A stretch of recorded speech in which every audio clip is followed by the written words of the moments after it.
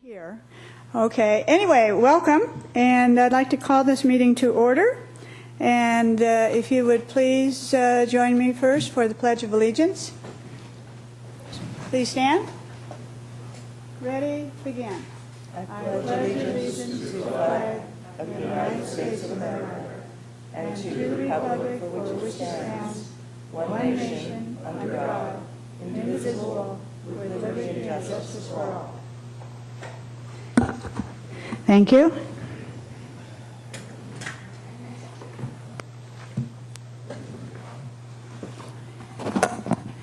And Director Barringer is not in attendance today, but we do have a quorum.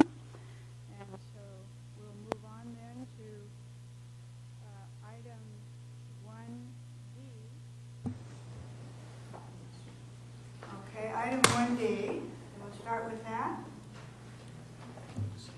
And we have, let's see, with 1D, I think what we'll first, we have no request for public comment, and so we will move then to the recommendation for how to proceed. And at this time then, I'm going to turn this over to Vice President Thompson, and you then can go ahead and proceed. Okay. Can I get your gavel? He wants the gavel. Yes. Whoa. Here's the gavel. One moment of power here. Okay.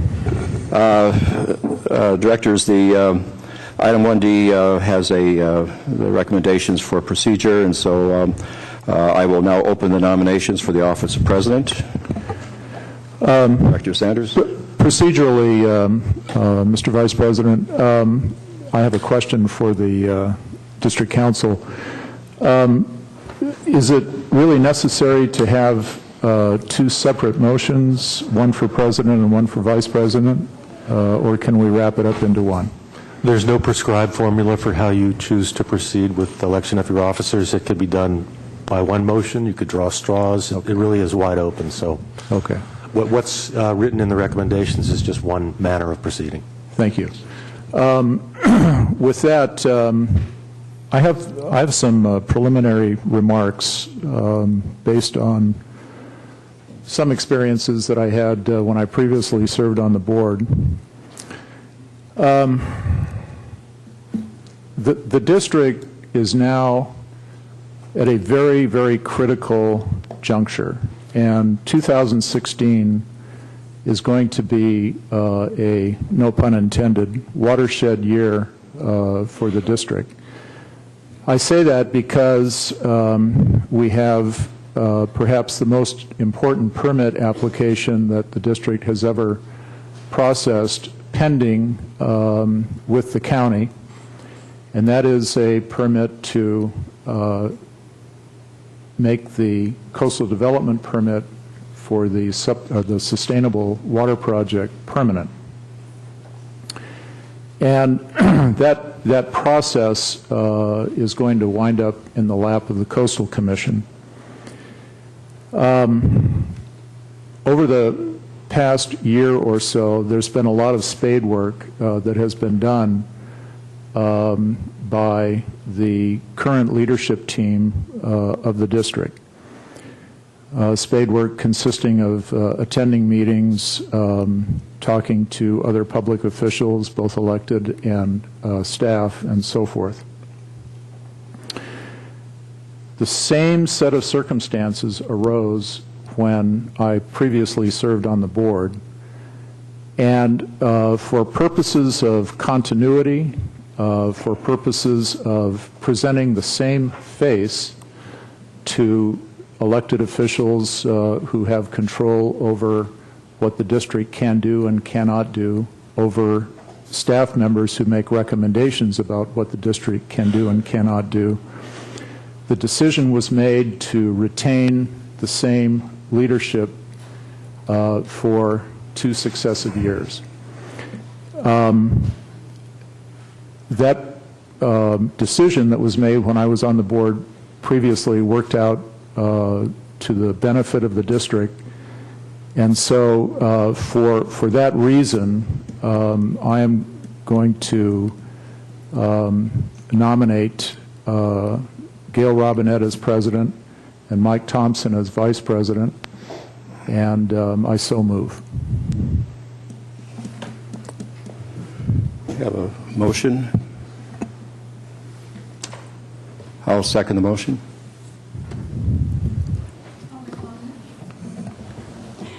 That passed already? We did offer, and there was no request at the time. May I speak to it? Did you want to comment on this? I'll allow it. Do you have your slip? Okay. Thank you, for the record.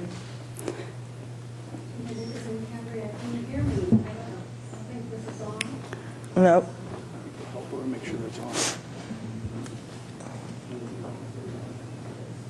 Oh, thank you. Tina Dickinson, Cambria. This is really quite remarkable. It reminds me of backroom deals, quite frankly. With all fairness, while I may not agree many times with what Director Rice has to say or what her thoughts are for the CCSD as our director, I think it's grossly unfair that she has been bypassed not only as vice president, but president, and that our newly appointed director, Mr. Sanders, is calling all the shots. He no sooner got elected, next meeting, he's saying, we need continuity. Are you kidding me, Mr. Sanders? She has been here Please for remember, several, yes, please I will, remember, to remember do direct not my comments address to you. members of the board. Thank you. Excuse me for that. But Director Rice has been on this board for a good long time during the whole process of the emergency water supply project, which has changed names about 5 times. But she has been here. Talk about continuity. They're not continuous about Director Rice is not being considered for at least vice president. I mean, this is a joke, is it not, to the community? And you talk about transparency, you talk about wanting to make this community believe in you and trust in you. I'm sorry. There's very little trust in my opinion. And the way you're going about things, it just looks like more and more backroom deals. That's exactly what it looks like. Thank you. Thank you. We'll continue further now. We have a motion moved and seconded. So, discussion? Director Rice? Thank you, President Robinette. I do think continuity is important, and that's one of the things that a board that has 4-year terms staggered provides. And in my desire to show that I'm a team player to the folks that are sitting up here on the dais, I forgot the whole team that the team is actually the whole town of Cambria, not just the people sitting here. The folks who voted for me, probably many of the same folks who voted for you guys, including Director Sanders when he ran for office. Everybody who's sitting up here on this dais, other than me, has served as an officer. Now, while I may not always agree with Ms. Dickinson, and this isn't about fairness, this is about team. If we continue to have the same face, and we haven't gotten anywhere yet, I think that it is time, at the very least, to have somebody in that may bring some fresh ideas, because we didn't get it done last year, through no fault of President Robinette, Vice President Clift, who worked very hard on trying to reach our goals last year. But I think that it's time for leadership to change, and a new face might actually bring us closer to our final goal, which I believe is making sure that this town is provided with good management of all the resources, including a new resource we have, which is a very expensive treatment plant to ensure that we protect our habitat and our supply of water. We have a lot of issues upcoming that are not just about the continuity of making sure we get this CDP. We have issues with fire, that we have to deal with? You are not on the timer. Thank you. While I respect Director Sanders' intention in trying to ensure a continuity, I strongly disagree, and I didn't say anything at the meeting where he was nominated, Vice President Thompson was nominated for that position, because it wasn't a battle I chose to fight on that day. I didn't say anything last year because frankly, I didn't think it was as important as making sure that we had the leadership in place to get things done. There's nobody, including Jim Berenger, who's not even here, who hasn't served as president, including Director Sanders. I would really appreciate an explanation as to why I have been passed over again, because I don't think it's good for the team, and the team is not just us. It's this entire town. Well, speaking to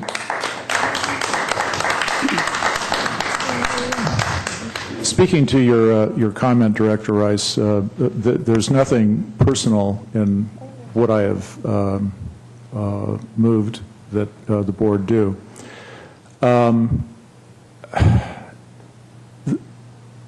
Whether it's business or government, in terms of how the district proceeds through the gauntlet, if you will, of regulatory agencies to get to the end of the line, it's a relationship-driven process. And I know that both President Robinette and Vice President Thompson have developed relationships, and as I said when I explained why I was going to make the motion that I did,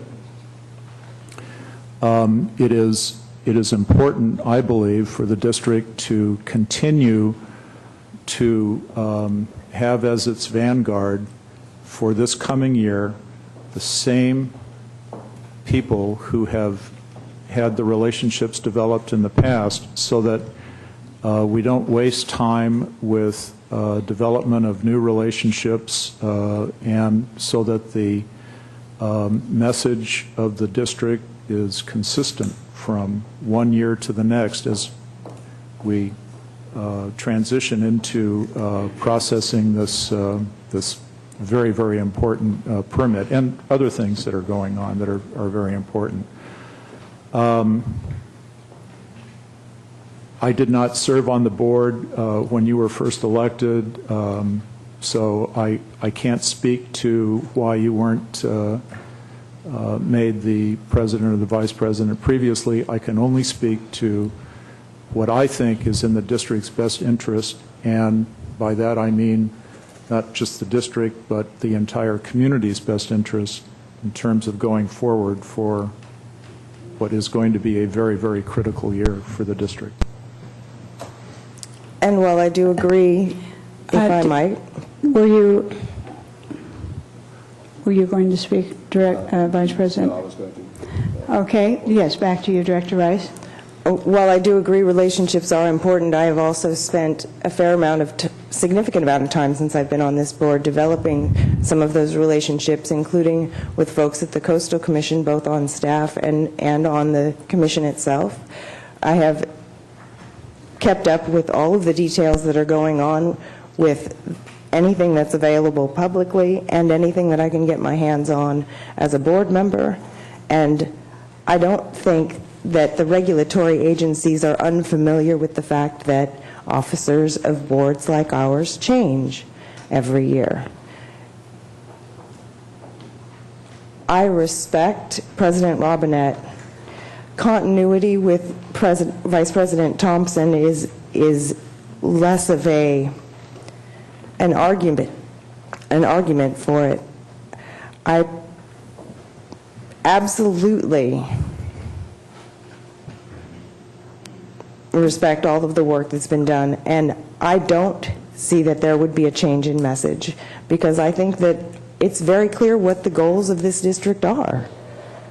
And I think I've been very clear that that's what I represent whenever I go out and speak about our district, whether or not I'm speaking for our district, which I don't ever do because I've never been officially approved to do so in front of an agency. I don't think continuity is a good reason to be going with President Robinette and Vice President Thompson. I can tell it's going to take 3 votes, and it's not going to be hard to tell what's going to happen. I would hope, however, that we don't go this direction. Continuity is, all of us are equals, and to not have a change puts the rest of the board at even more of a disadvantage as to knowing what's going on. I don't think it's appropriate. Thank you. Mr. Cornell, we have yet another after-the-fact request for public comment. Do you have anything that you would like to say about that? Again, as a presiding officer, it's up to you whether you want to accept that or not. Okay, I'm sorry this happened because I think it's, on the one hand, I want everyone to have their voice. And so, yet on the other hand, typically public comment comes prior to the board's motion and deliberation, but I am going to also recognize this second request, and I would ask this would be the final request, and that is for public comment with Al McKinnon. Alan? Monique? Good to see you. Good to see you. My apologies. I got in a little late, and I wasn't planning to speak on this issue. But 3 weeks ago, I sent a letter to the Cambrian, which will be published probably next week, according to Steve. Maybe we talk about continuity, and that's important. I know you guys work hard. I've been there, and I know what challenges you have in front of you. But Bartle and Wells, I think, did us a disservice. If we look at what he did, he said there was no free water, so we had a base fee, and then we have new charges that actually create quite a spin. With 6 units of water, follow what I'm just saying, it'll get to the need for lack of continuity. 6 units of water would be $93.50 per billing period. 2009, when we had a 9.75% increase in water and 15% in wastewater, that was under very severe economic times, and the community understood the needs and recognized the extensive cost cutting that was conducted by the board and by management, by staff. So if you look at what it was then, $23, almost $24 for a bi-monthly charge versus $93.50.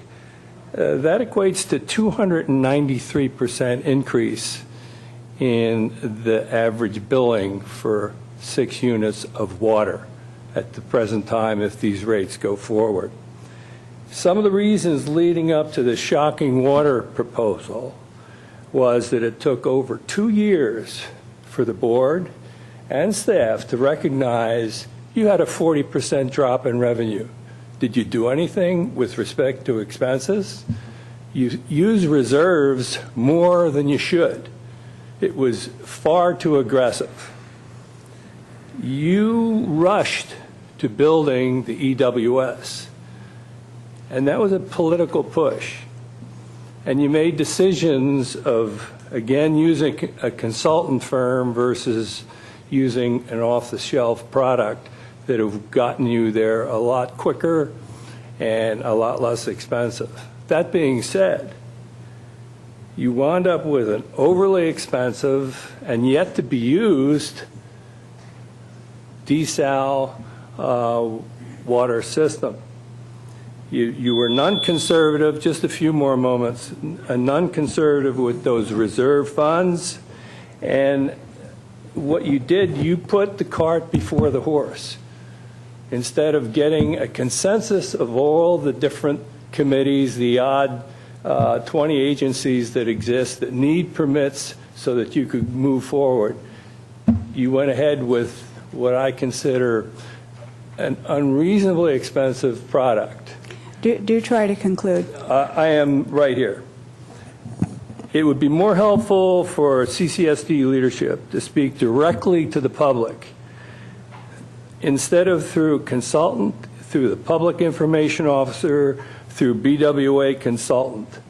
The public deserves to understand how much such a large financial shortfall that you've created, and to know specifically how those rate increases are going to solve not only today but tomorrow's problems. Thank you very much. Thank you. Thank you very much.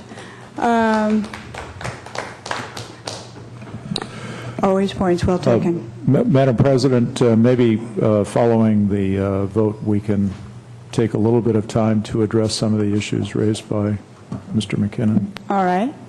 Okay. Any further discussion then on election of officers? Okay, I think we are ready then for a roll call. Director Sanders? Aye. Vice President Thompson? Aye. Director Rice? No. President Robinette? Aye. Motion carries 3-0. I'm sorry. I'm sorry, 3-1. That was really quite something, and Director Rice, I would like to say to you, My vote counts. So it's 3-1. I have the deepest respect for your work. I think, in fact, listening to former President McKinnon, the role that you played and Director Barringer on this rate committee certainly gave opportunity for you to do something very, very worthy for the community. And this is, I think this is a time where we hopefully move forward together and we continue to work in the way we do, and so I ask for that from you too. Thank you. Okay, then. Now we're going to have special reports. Do we have, well, let's see. You had wanted to comment on Mr. McKinnon's comments. Let me just say that, first of all, I respect Alan McKinnon's opinion very much. I served with Alan for 2 years. Alan, was it? 4 years altogether. That's right. After the Brown Act. And Alan, I think, did a yeoman's service for this community during his service on the board. There's no budget hawk like Alan McKinnon. Having said that, I think it's a bit unfair to chastise the board for having made decisions about the sustainable water project.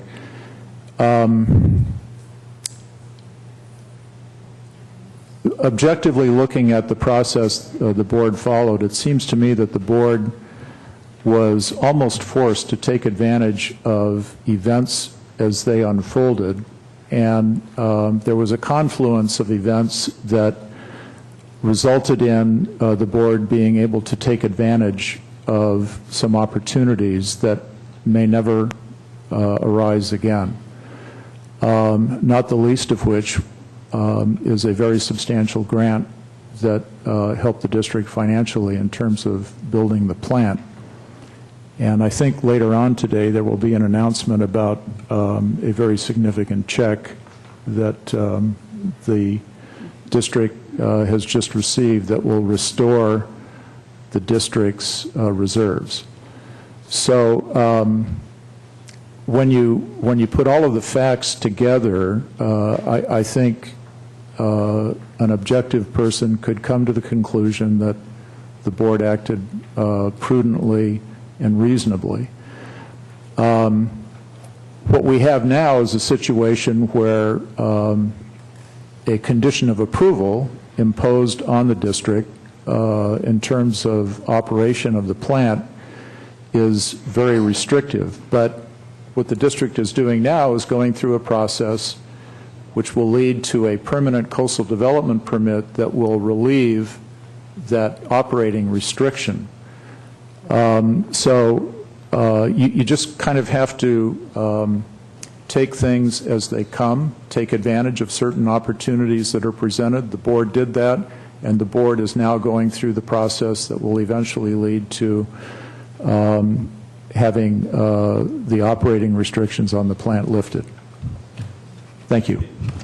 Just let me Thank you. respond back to you. You know, we really can't have the debate. Well, he violated the Brown Act by having a discussion about what I said. He could have asked for clarification. Wait a minute. That's where I draw the line, Mr. Okay. McKinnon. If you're accusing me of committing a crime, you can go to the district attorney. Gentlemen, It is a Can we crime get- to Gentlemen. violate the Brown Act. I want to get back to the agenda. This is not on the agenda.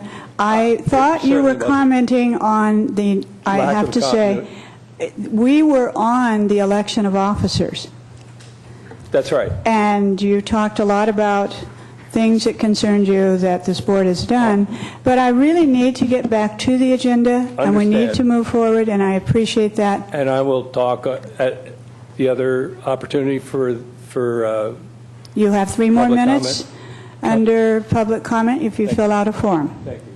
Thank you. Okay, we are into special reports, and is Commander Taylor, I haven't seen the Sheriff's Office's representative here today, so we'll move on then to the CCSD Fire Department report provided by Battalion Chief Eric Shalhoub. Welcome. Good afternoon, President Romanet and directors of the board. Eric Shalhoub, Battalion Chief assigned to Cambria District. So you'll see under operations, I put our training hours just under 85 training hours for the month of November. Something that's kind of new. I think it's important for the board and the public to know what their fire department is training on and the various subjects and things that we that you require us to be trained in. So on November 14th, the fire department and the reserves conducted a rope rescue drill just north of Leffingwell, and we had all the reserves and all the full-time staff with the rope rescue drill.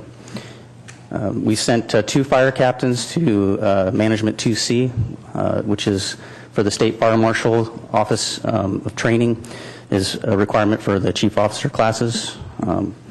They're well on their way to getting their chief officer certs.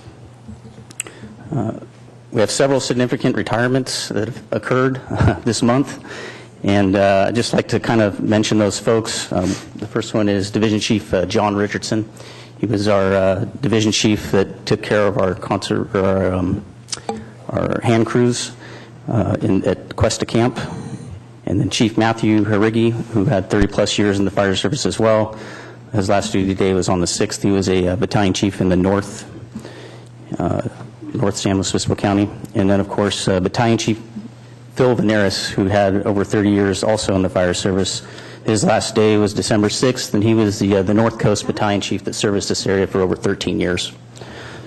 And then, of course, Unit Chief Rob Lewin, who's had over 37 years in the fire service. He announced his retirement on December 4th, and tomorrow will be his last duty day.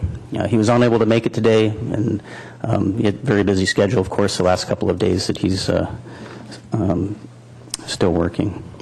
And, of course, Chief Reeder here is the interim chief while Chief Lewin's retirement, as Chief Lewin retires. As far as here in Cambria, there's a new captain up at Station 10, Ben Graves. He's been around for a long time in this unit, but he's newly assigned to Station 10 up there on the hill, and I hope to introduce him to you folks in the near future. He's basically coming in behind retired Captain Mark Sparling. As far as significant events go, we had a structure fire on December 9th. It was in the second story above the 700 block of Main Street. It was a residential/commercial structure, residential on top with a balcony with commercial showroom floor on the bottom floor. There was a little over $30,000 estimated damage. There was a shed on the second story on a balcony with a hot tub that were both destroyed. And when our first engine arrived, they found the shed and the hot tub fully involved with fire, extended down to the ceiling, or actually the floor, the ceiling of the commercial structure. No damage was done to either side of where the commercial structures touched on either side of the building that was on fire. So they made a good stop. We should be proud of them. There were no injuries that were reported as well. And with that, that's pretty much my report. If you have any questions. Any questions for Battalion Chief Shahub? Okay, thank you very much.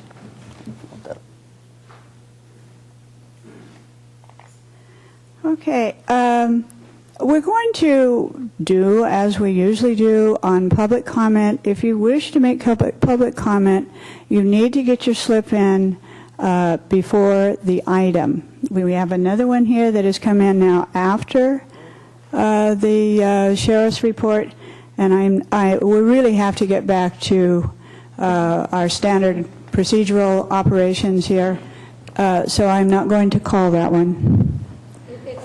I'm not going to debate it either. I will not. Thank you. Unbelievable.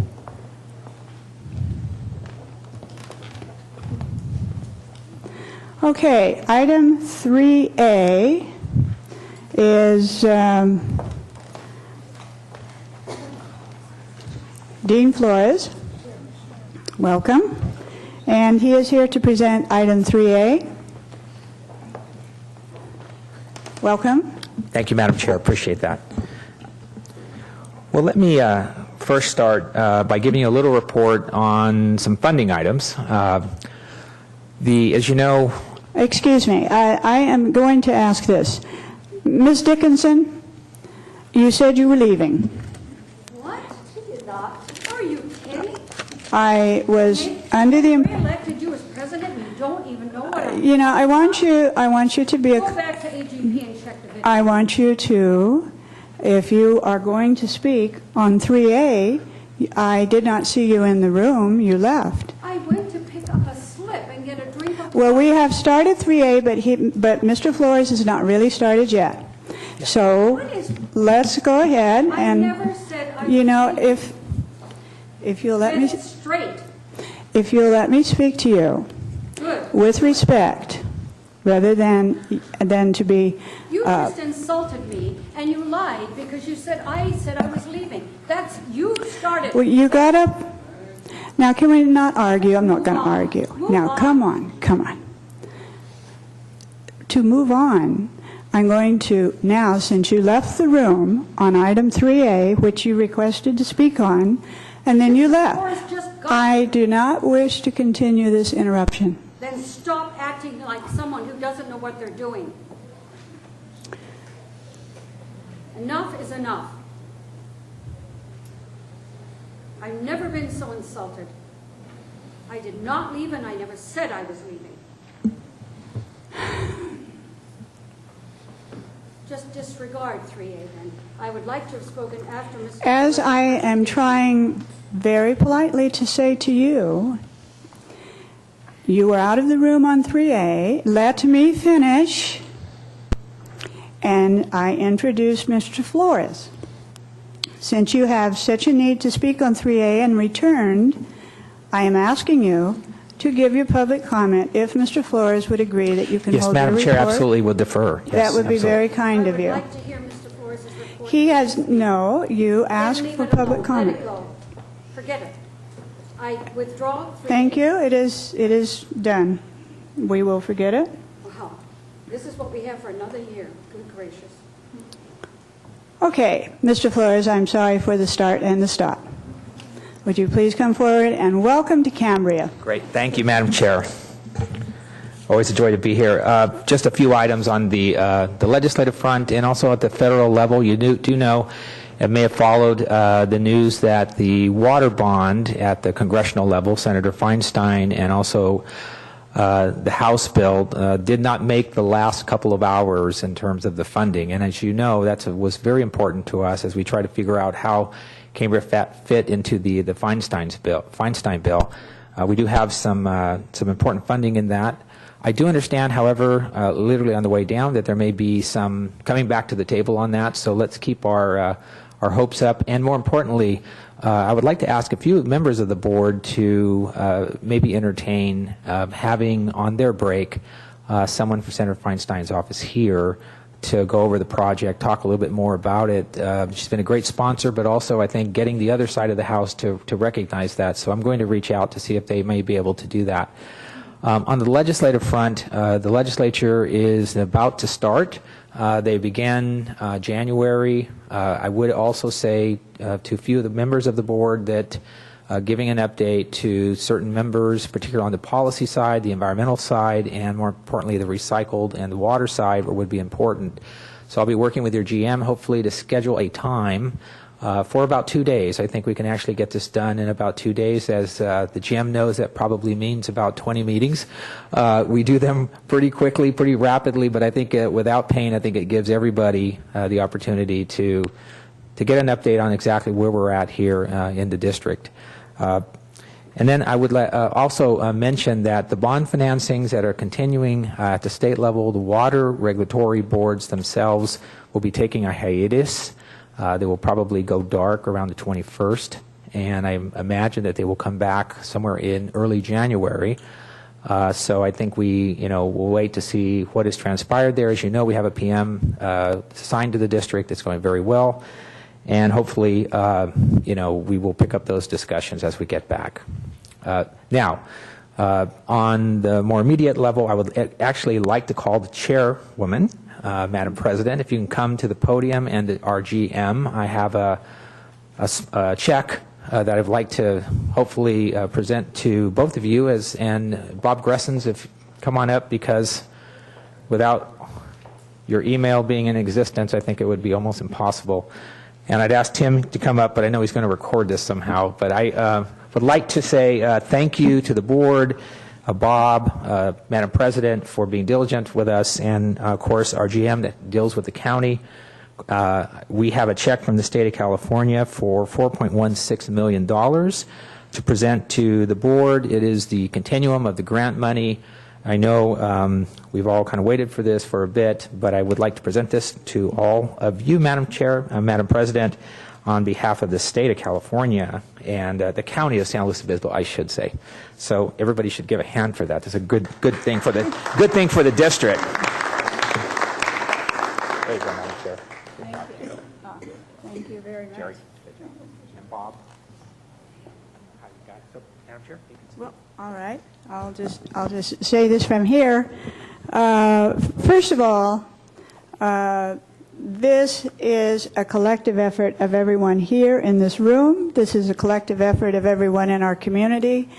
I really appreciate the work. In particular, Bob Gresham worked so hard on this. I'd like to give him a round of applause. And our own district council, Tim Carmel, was right in there. Appreciate his help. Appreciate, yes, there are many, but I appreciate the full board and the efforts that were made there. And I appreciate Mr. Flores, too, who has certainly been very, very active in shadowing this. And as you recall, we had the grant, and then we had a few more things to complete. So we worked very, very hard on that. And then the county had a little oops, and so it looked like the county was not going to receive any of the funding. And so they got that resolved. And so we first got, what was our first grant? 3.9. 3.9 million. But after the county then was contacted by the state that they had some things that weren't in order, they got the things in order, and we appreciate that effort on the county's part. And so then we wound up getting the 4.3 million. So actually it was, we thank the county for whatever oops they made, because it turned out to be to our benefit. So I just want to thank everyone here. And so, all right, we should get a picture. All right.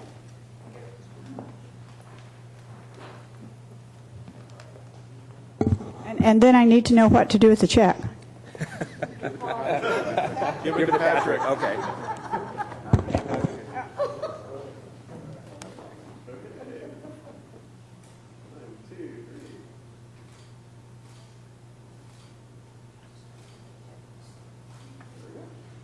Okay.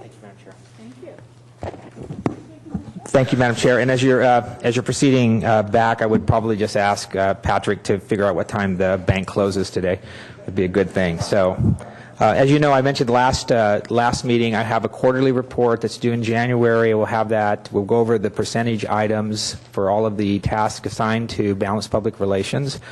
And again, I will ask the GM to make a little bit of time for a couple of visits, and more importantly, a trip to Sacramento. We actually need to do that at the very beginning of the year, so we can actually give a little briefing education to some new members as people start to now move committees. There's a new speaker, and I imagine the Assembly will change somewhat significantly. Begin about mid-January, new policy assignments, new people. It's always important to give them an update, and as Jim knows, it was very valuable the last time. This one I think will be much more thorough, and of course I think much more substantive in terms of meetings set. And with that, I'll take any questions. Any questions, comments? Director Rice? Thank you for your report. I'm still hoping for some sort of written list of folks that you've met with and meetings so that we know, in case, God forbid, you were to drop dead. Hopefully that doesn't happen. Yeah. For a long number of years. However, I also want to make sure that we are again focusing on what it is that we're doing, having these meetings up at the state, because I'm not sure what it has to do with the main purpose for which we hired Mr. Flores and his company. And so, and we still haven't had a whole lot of discussion at the board level. I mean, everybody agrees that it's important to be pursuing a regular coastal development permit. We know where some of these obstacles are that need to be overcome, and we know what needs to be done. And I'm not sure where that fits in with the purposes for which we hired Mr. Flores, which apparently he's worth his money. I'm not going to argue that, especially not today. I don't know why that check wasn't ginormous, but that's all right. Probably costs more to mail it that way. But I want to make sure that what happens, I want to make sure that what happens is that this board sets the policy and not have the policy being set by either the general manager or by Balanced Public Relations. So I strongly urge, especially if January is an important time to go, I would like to know more about why that's something that is within the reasons for which we hired Mr. Flores. Madam Chair, let me just, if I could say, I will Yes. absolutely get a list in terms of potential meetings and meetings that should happen. As you know, the Coastal Commission is a very interesting board. It's made up of various districts. Those districts, a few of them we've met with, our local person, obviously, but also the Assembly and the Senate have appointments to that board. The leadership of the Assembly and the Senate always like to know the direction, and particularly projects that fall within that. And underneath that are policy chairs who absolutely want to know how their individual representatives are voting in each house. So I think it's always good, just as a general side, to begin to let everyone know, both in the Assembly and the Senate, starting with the Speaker and the Pro Tem, and moving down to those appointments and policy level folks to at least get a good understanding, and if you will, just a status of where this district stands at this point in time, and more importantly, where we're going in front of the Coastal Commission if that indeed happens. As you know, it's really going to be more about the county approving this, and then whether it's actually appealed, we will see. But I do think that in preparation for that, we absolutely need to make sure, and I continue to be on calls with the IR to make sure that we meet the very high standards, if indeed that the Coastal Commission is asking for. I think we have a great team. I think the timeline is workable, but I do think we absolutely need to begin to continue to give updates to folks so they understand where the running start, how the district stands in terms of its current project. So I will absolutely get you and the board that list probably within the next week. Thank you. And Yes. Vice President Thompson. Mr. Flores, thank you, first of all, for all the assistance with the Prop 84 funding. Now, I presume that our next objective would be to get into the mix, well, we're in the mix already, but to move forward with the Proposition 1 initiative. And Yeah. Can you give us a brief update on that process? Sure. At this point in time, all of the projects and that will be eligible for funding, I believe, from the district have been put forth. You have an assigned manager at the state level. I did mention they will be going dark, most likely the 21st, but I know that they will hit the ground running the first week of January. And I know they have to give a report to the legislature somewhere, I believe, in late February in terms of how the Prop 1 funds have been, how it's been going, how they've been dispersed, and more importantly, what's the regional aspect of those disbursements? Is it just kind of large areas, or are other areas getting those funds as well? I assume that the staff will want to be ready for that, and we want to make sure that this project is reflective of the regional nature of success for DWR, and I think that's kind of their overall. My assessment is that we continue to work with them, and hopefully we'll get something in front of the legislature. Okay. Thank you, Madam Chair. Comments? Questions? Okay. Well, thank you very much for your report. You got it. Okay. We'll move to item 4 on agenda review. Are there any additions, deletions, something we want to pull? Director Rice? Can we please pull 7C? 7C. Okay. We'll make a note to that. Okay. And we can discuss that when we get there.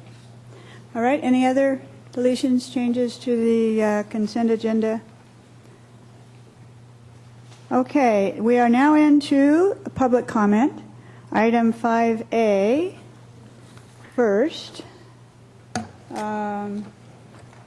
First person that would be commenting on 5 is, public comment is Alan McKinnon.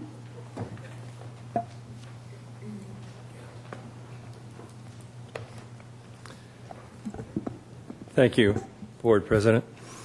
Morning. First, I'd like to say thank you, Greg, for that dialogue. I appreciate it. I think that's the way we could have a good interaction versus strictly the Brown Act. I think we have to realize that a 293% increase, comparatively speaking, from 2009 until the rate that we're proposing is excessive. And the only way, and it is not my intention to degrade the performance of either the board or staff, but to say from where we're sitting in the community, that's a horrendous number. And it would only increase if you go beyond that 6 units to where it might possibly be. The average across California is 8 units per billing period, and that is below really what we're planning to be once we get through the drought. I want to just focus on the reasons I think that we have such a hole, And it goes to what I said before. You weren't really looking at the environment when you saw that 40% drop in revenue, but continued to spend by drawing down on your reserves. We had over a $4.5 million reserve in 2012, and hopefully with this influx of funds, you're back whole again. I don't know. I don't know if the public knows exactly where the finances of the community are, of the CCSD is at the present time. One of the things that I did also want to comment on, the dependence on state and federal grants to support both present and future planning. They're wonderful things. But from a commercial standpoint, the reasons I cited before, and then adding into the counting on kind of manna from heaven, a commercial company would be headed for bankruptcy. There's no question. We could not sustain a 40% decrease in sales, in revenue, and still operate at the same level that we were operating beforehand. And I think the political push that forced you guys into trying to make a desal happen was unfortunate. And I think that what you planned to do, if you remember, back in August 14th, you were going to have a desal plant. And then it was September, then it became January 15th.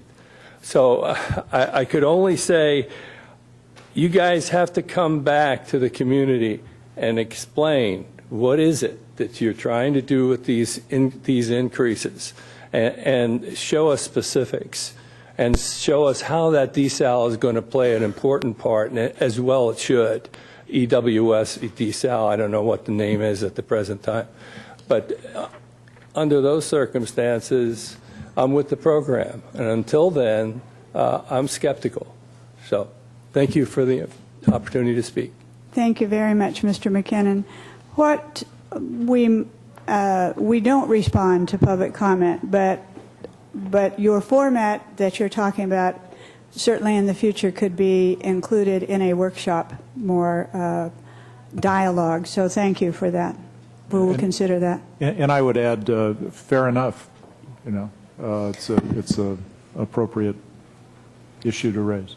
President Robinette, after the rest of public comment, I have a comment to make about the rates issue that was just raised as a member of the committee for the rates. We are under public comment on 5A, though, where we really cannot discuss back and forth here. But when we can find an appropriate moment to move that in, I want you to do that, okay? It's very clear right on our agenda that we actually cannot interact on public comment. Otherwise, I'm sure we could be here a long time, but it would be a violation of the Brown Act. On 5A, next request is Christina Tobin.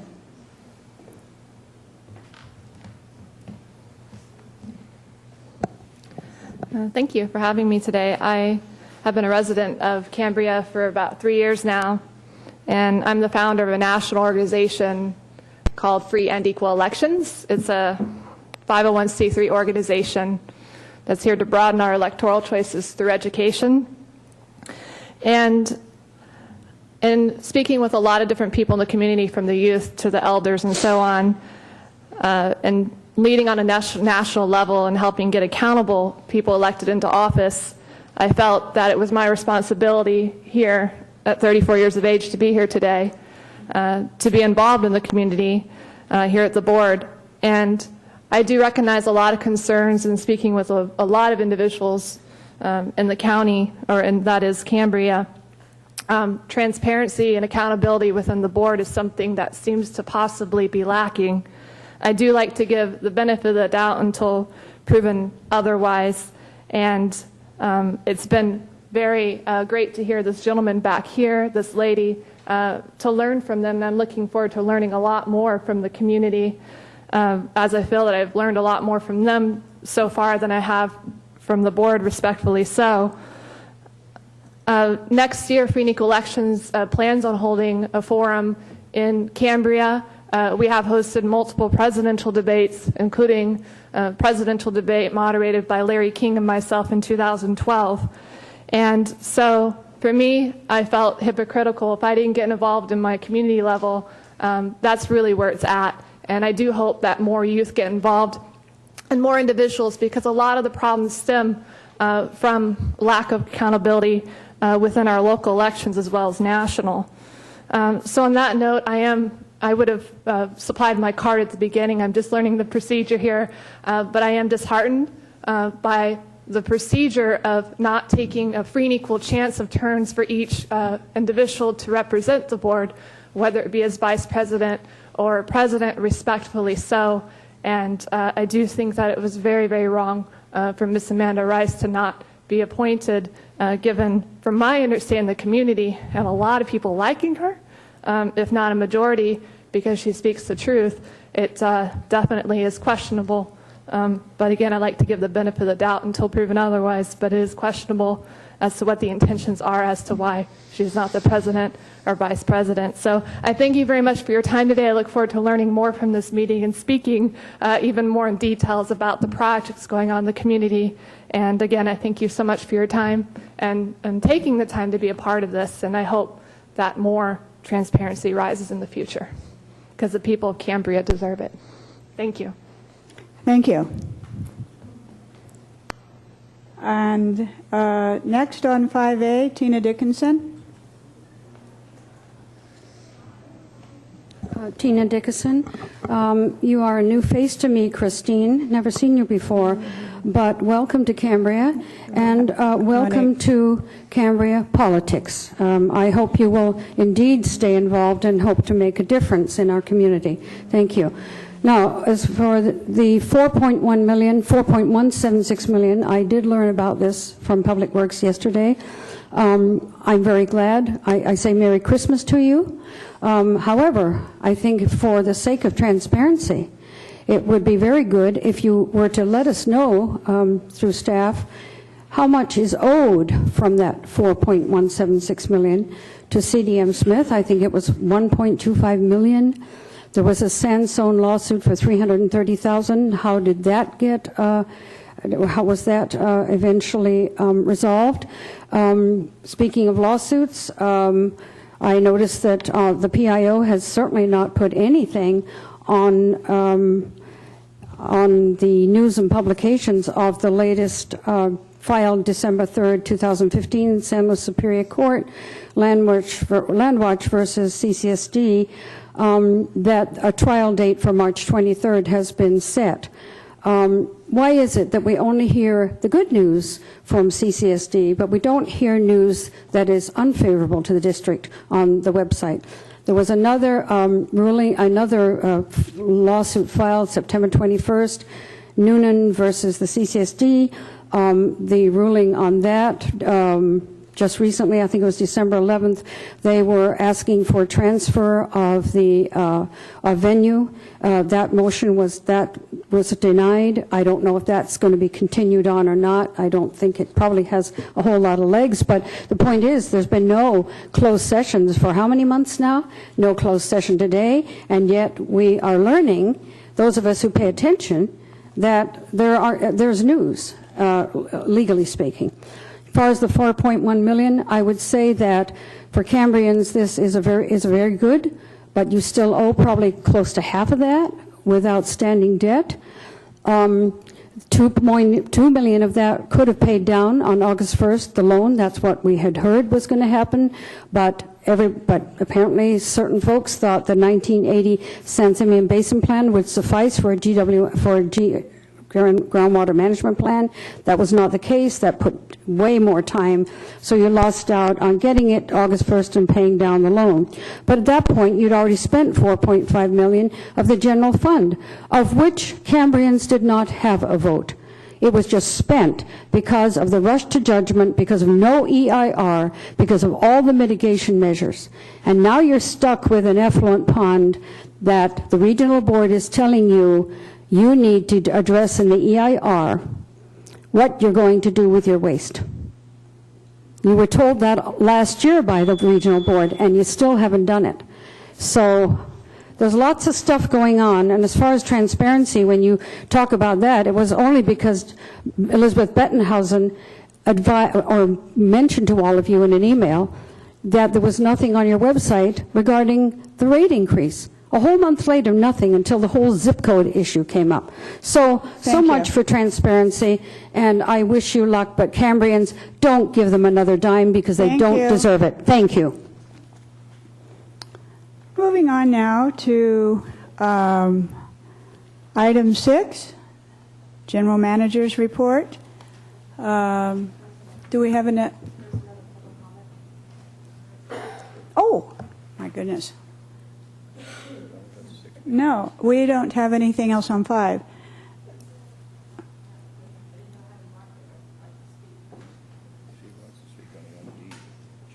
Okay, Laura, I have you down for 1D. Were you wanting to speak on 5A or 5?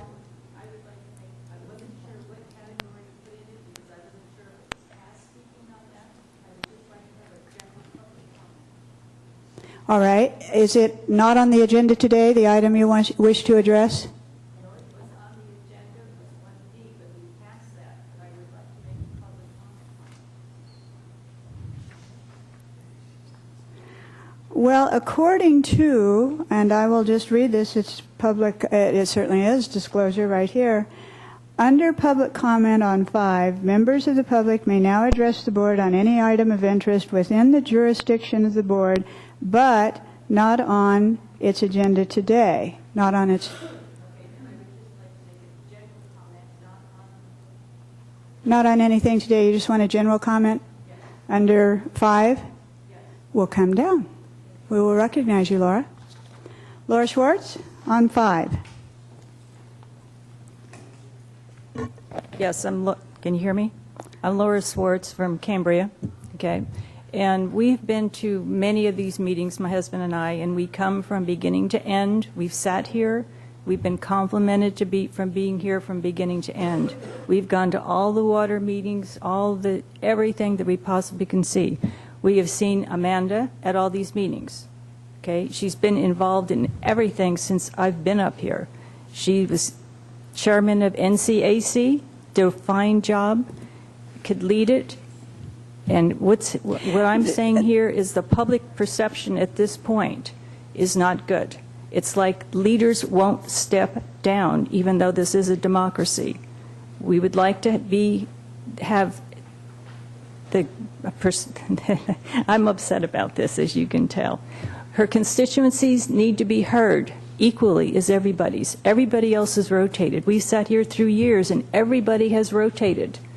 This is the only time we've seen it hasn't, and I'm really disappointed on that. She was elected like every other officer. She had as many votes as everybody, and I really think that the perception, the public perception, is that the leaders won't step down. That's not how it goes. It's like our president now. If he won't step down even though somebody else is elected, there's something wrong with this process. Thank you. Okay, thank you. Now, moving to the General Manager's Report, item 6A, Manager's Report. General Manager Gruber. Thank you, Madam President and board members. I'm going to go ahead and go over my manager's report. I have a brief PowerPoint presentation, and if it's okay with Madam President and the board, I'd like to have Patrick talk a little bit about the finance manager's report.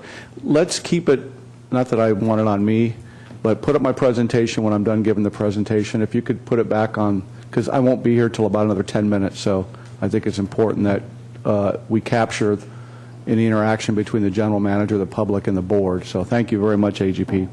The sustainable water facility remains operational. Staff continues to closely monitor well levels in the gradient mound. Cambria's sustainable water facility represents an enhancement to the environment while focusing on sustainability. Again, we put our email address here. It's still operational. I got my email address and Bob's email address. So if you want to tour the facility, come on down. We want to show you it when it's operational. I think that's important. I attended on behalf of the district the Regional Water Quality Control Board meeting on November 20th. The CCSD Sustainable Water Facility was discussed as part of, is my time up? No. as part of a 1-year follow-up. Regional Water Quality Control Board, if you remember, a year ago November, they issued our Title 22 and Title 27 permits. So it was a follow-up. The Regional Water Quality Control Board was very complimentary on the responsiveness of CCSD relating to the notices of violation on the original startup of the facility. If you remember, there were several things that were brought to our attention, and we resolved those, and the Regional Water Quality Control Board commented on how we address those in a timely manner. The Regional Water Quality Control Board was also very complimentary of the CCSD relating to the significant reduction in wastewater treatment plant effluent nitrate levels. Historically, we've been running nitrates in the 30s and 40 milligrams per liter, leaving the wastewater treatment plant. In early December, we recorded a level of 1.54 milligrams per liter. Again, that's pretty low. So we're running well below 10 milligrams per liter. We continue to work with Advanced Technical Services, William Bellis, regarding the replacement of the Fiscalini tank. We all know that tank needs to be replaced. It's way beyond its life, and so that process, we anticipate putting those bids out, those documents out to bid in January. We'll see where the bids come back, and then from a policy standpoint, the board will have to make a decision on how they want to fund that or when they want to fund that. A friendly reminder that we will be closed on December 24th and December 25th in celebration of Christmas, and then we'll be closed on January 1st, 2016 for New Year's holiday. We'll reopen back up on January 4th of 2016. President Robinette, CCSD consultants, and county staff continue to conduct weekly meetings relating to the EIR. As part of the agenda today, the meeting, the staff is recommending an ad hoc committee regarding the EIR for the SWF. A lot of acronyms, but it's easier to do it that way. All the necessary paperwork. This is kind of a moot point. We got our check today, so that's, I'm not going we won't even talk about that. So that talks about the paperwork for the Grant 84. The overall financial, and I'll let Patrick comment on this, the overall financial position of the district continues to improve from a cash flow estimates. Additional information will be provided as part of the finance manager's report. You know, it wasn't too long ago, 4 or 5 months ago, we were saying we're going to end the year with about a $500,000 deficit. If you look on page 8 of Patrick's finance manager's report, it's looking that we'll finish June of 2016 at about $926,000, so that's about a $1.4 million turnaround. As Eric indicated, Chief Lewin is retiring after 37 years of service. We're going to miss you, and he's going to Santa Barbara, and he's going to be working with the Office of Emergency Management down there, and then Acting Chief Reeder is taking his place now, and he has 30 years of service. We continue to work closely with CAL FIRE and the fire department and CERT on public safety related matters, dead trees, and the anticipation of El Nino. I put CAL FIRE's website down here. I really want everybody to hone in on this, because if you go there, there is all kinds of helpful information about being prepared for the anticipated El Ninos that are coming. So if you go to their website, you'll be able to see where there are flood areas within Cambria that might be where you live, and there's all kinds of other information. I've enclosed the CERT newsletter in here. There's all kinds of helpful information about the CERT newsletter also. Again, helpful tips on how you can be prepared for when an El Nino comes, but not just an El Nino, but the high winds associated with storms, winter storms, could knock out our power for several days. So CERT did a really good job on compiling some information on how to prepare for that. There is a CERT training opportunity that I promised that I would bring up. I've also included a flyer about that. I would encourage anybody who wants to become CERT certified to attend this training. It requires a pre-registration, but I put a flyer in my general manager's report. The local hazard mitigation plan, this is kind of old news too. As I generate these reports, a lot of things happen. On Tuesday, the county approved a grant application, and part of that grant application was for money for Cambria for the local hazard mitigation plan. So been a lot of back and forth on where we are on the status of that. So the county took a formal action to submit that application, and from what I've heard from staff, it's favorable that we'll get that money and we can start on that process. I want to take a moment to acknowledge Monique Madrid and her recent designation as a certified municipal clerk with the International Institute of Municipal Clerks. Monique, although currently filling the role of 2 full-time positions, took the initiative to become certified. Monique will now be working on her master's level of municipal clerk certification. So it's a big deal. Our previous clerk, as far as I know, was not certified, but Monique is now certified. So I just want to thank Monique and recognize her with the board and the community, and just say good job, Monique. I think so.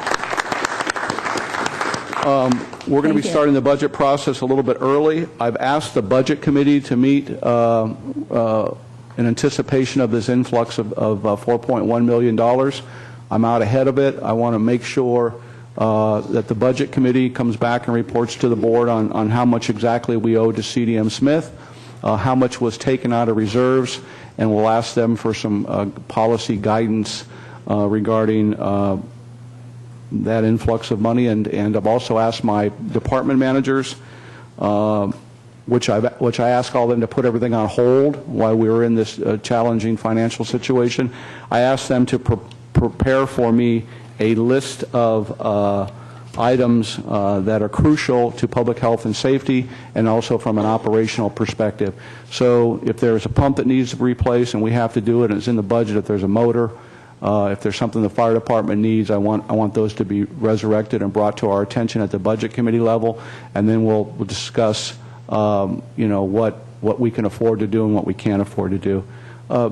AGP, if you could go ahead and I have some slides. This is not my year-end presentation. I'll do that next year, but I just wanted to continue to just provide the board and the community with some information on some of the improvements we're making. It doesn't capture everything because we'd be here for quite a while. So, and I'll just ask you to do next slide if you go ahead and put that up, and I'm going to talk about facilities, resources, wastewater. So this is the facilities and resources. I'm sure some of you hiked the bridge out there. I should have showed you the old bridge first, but this is the new bridge and the facilities and resources department. I don't know how to work this thing.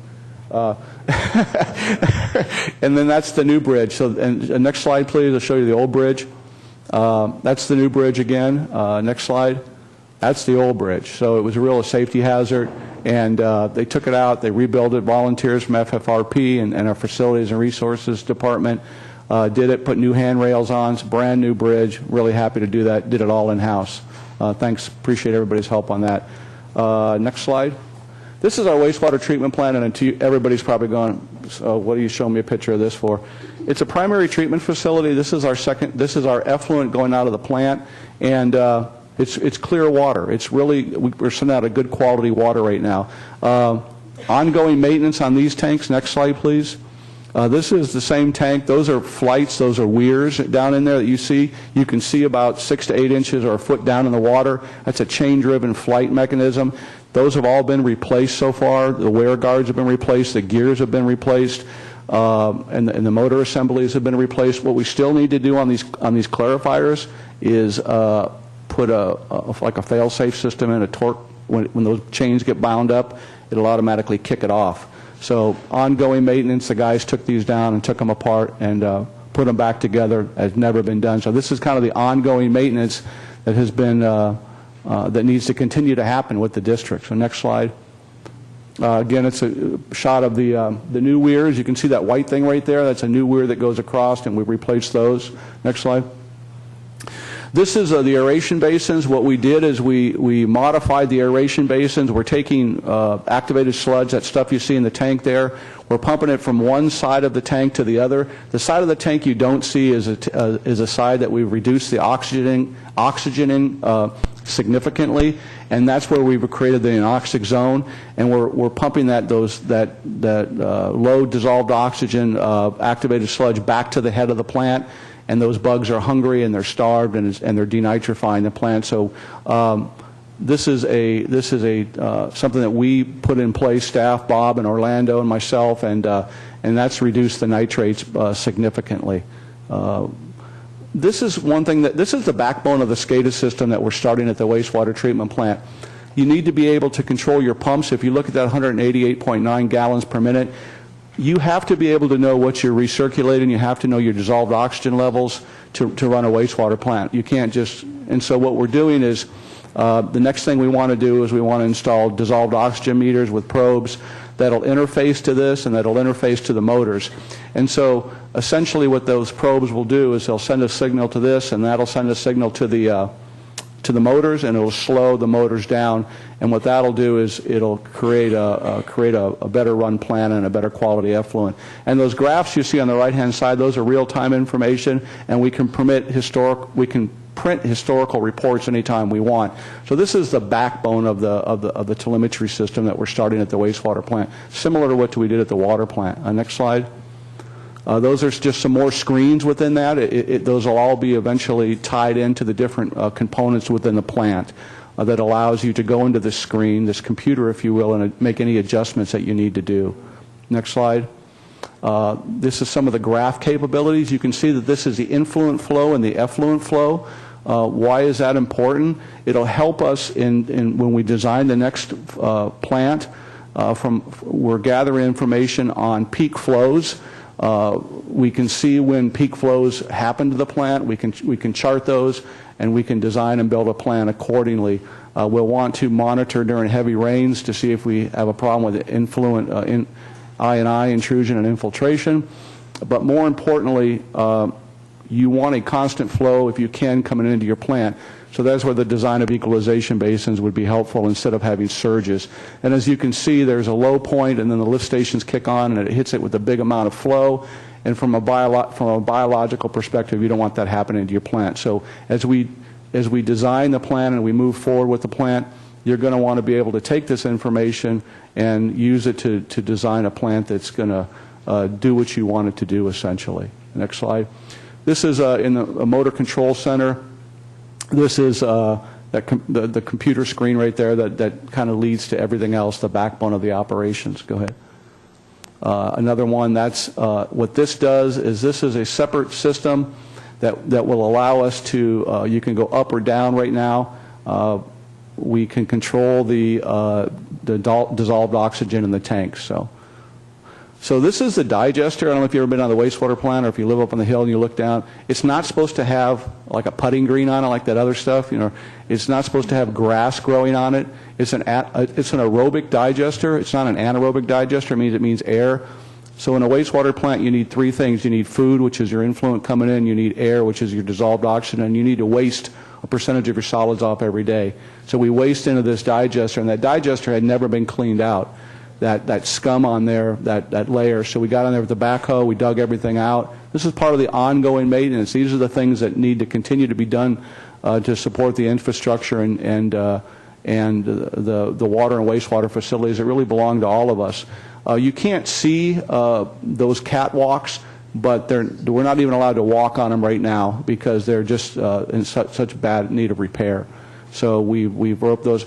We brought all this all the way down. The guys in there are at the bottom of the digester. We drained it all the way, and those pipes were broken down there, which means we could not aerate the digesters properly, or we could not supernate off them, which means we couldn't take the clear water off those and put it to the back of the plant. So we brought the digester all the way down and replaced those pipes, and that was done in-house by staff. There's another shot of the digester, and let's go back to the digester. Can we go back to the digester? So when the report was given to the board on $6.7 million of repairs, part of that was the replacement of these digesters. I'm not necessarily sure that they need to be replaced at this point. What I'm thinking what we could do is probably go in and cut all that stuff out of the top of it and put some new catwalks in there and maybe seal these things, but we'll have to get a metal expert in there and determine if the tanks are worth salvaging or not. But I would rather go that route to try to salvage them than instead of just bulldozing them down and spending, I think it was $700,000 on new tanks. So we're going to try to, I would recommend trying to salvage these first, but we'll have to work with the engineers on that and to see if that's a viable option. Next, only a couple slides left. This is the fire department. I asked Eric to include some fire department photos, and this is them training. Laying hose is the most important, one of the most important components when you get to a fire is laying the hose and making sure that the engineer on site who is running that pump, you have a firefighter, an engineer, and a captain, making sure that they have the training that's necessary to hook it up and make sure that the pump is working properly. A fire truck is everything is just built around a big giant pump, and that's how it works. So next slide. It's the same thing on deploying the hose. You have to make sure the hoses are put in there right, and you have to make sure that they come out right. If they're not put in there right, it slows down the ability to pull them out, and if they're not put back right, it just snowballs. And I learned this from Eric. I didn't know that. I thought you could just put the hose in the back of the truck and that was it. And so I've learned a lot from CAL FIRE and our firefighters on the proper way, and this is part of the training. And if you notice, they're in turnout gear. They're not in their uniforms. When you're doing training, you need to have everything on because you need to recreate the environment in which you'll fight a fire in. So they have their Scott Air Packs on. They have their turnout gear on. That stuff's not light, but that's how you train. So next slide. To take it a step farther, you need to train in an environment and lay a hose where you have all your turnout gear and your equipment on, but you also need to make sure that you're in physical shape to be able to get to the top of the stairs for a whole plethora of reasons, but that's part of the training that the fire department's doing. So appreciate Eric's leadership in this and making sure when they came on board, one of the things I wanted them to evaluate was to make sure that everybody is receiving the proper training and that their certifications are up to specs and everything like that. So I know that's a lot of information, but I try every month to bring this to the board because I want to show the community where, you know, we deferred things for a long time, deferred maintenance, and I'm not going to look in the past. I'm just going to look to the future. But we need to address a lot of these maintenance issues. There should be another slide on the water side, a couple of water slides. Here's our EWS. Again, we have facilities, tours of this facility. That's our, not EWS, I'm sorry, it's our sustainable water facility. Next slide. There's some more instrumentation. It's a very complex system. Next slide, please. This is a Filtronics plant. If you remember when the drought was hit, the board authorized me to spend $500,000 initially before we moved forward with the plant. This was the old Filtronics plant out at the rodeo grounds, if you all remember that. This has been completely rebuilt. All those yellow things are fail-safe systems. They're all electronic valves. They're all interfaced with probes and monitors and things like that. So we rebuilt SR1 and SR3. We're still using SR3 wells. We completely rebuilt those, and we completely rebuilt the Filtronics plant. Next slide. That's the filter vessel. Next slide. There's the Filtronics plant. That was the one that was decommissioned a long time ago. And we've recommissioned it. We've rebuilt all that stuff. And the room behind there is a control room, and it's got all the goodies in there, the brains of the operation, if you will. Next slide. These are the holding tanks, the backwash tanks for the filters. That tank on the right, you see a new concrete pad. We completely replaced that. And the reason we had to is when this system was decommissioned, somebody had left a electric wire hooked up, and what happened is it just corroded the whole tank. So it had an electrical current going into the metal for about 10 years, and it just pretty much ate the whole tank away. So we decided to go ahead and put a concrete pad and put a new tank in place and paint these. They look really good. So this is the most recent project that we did.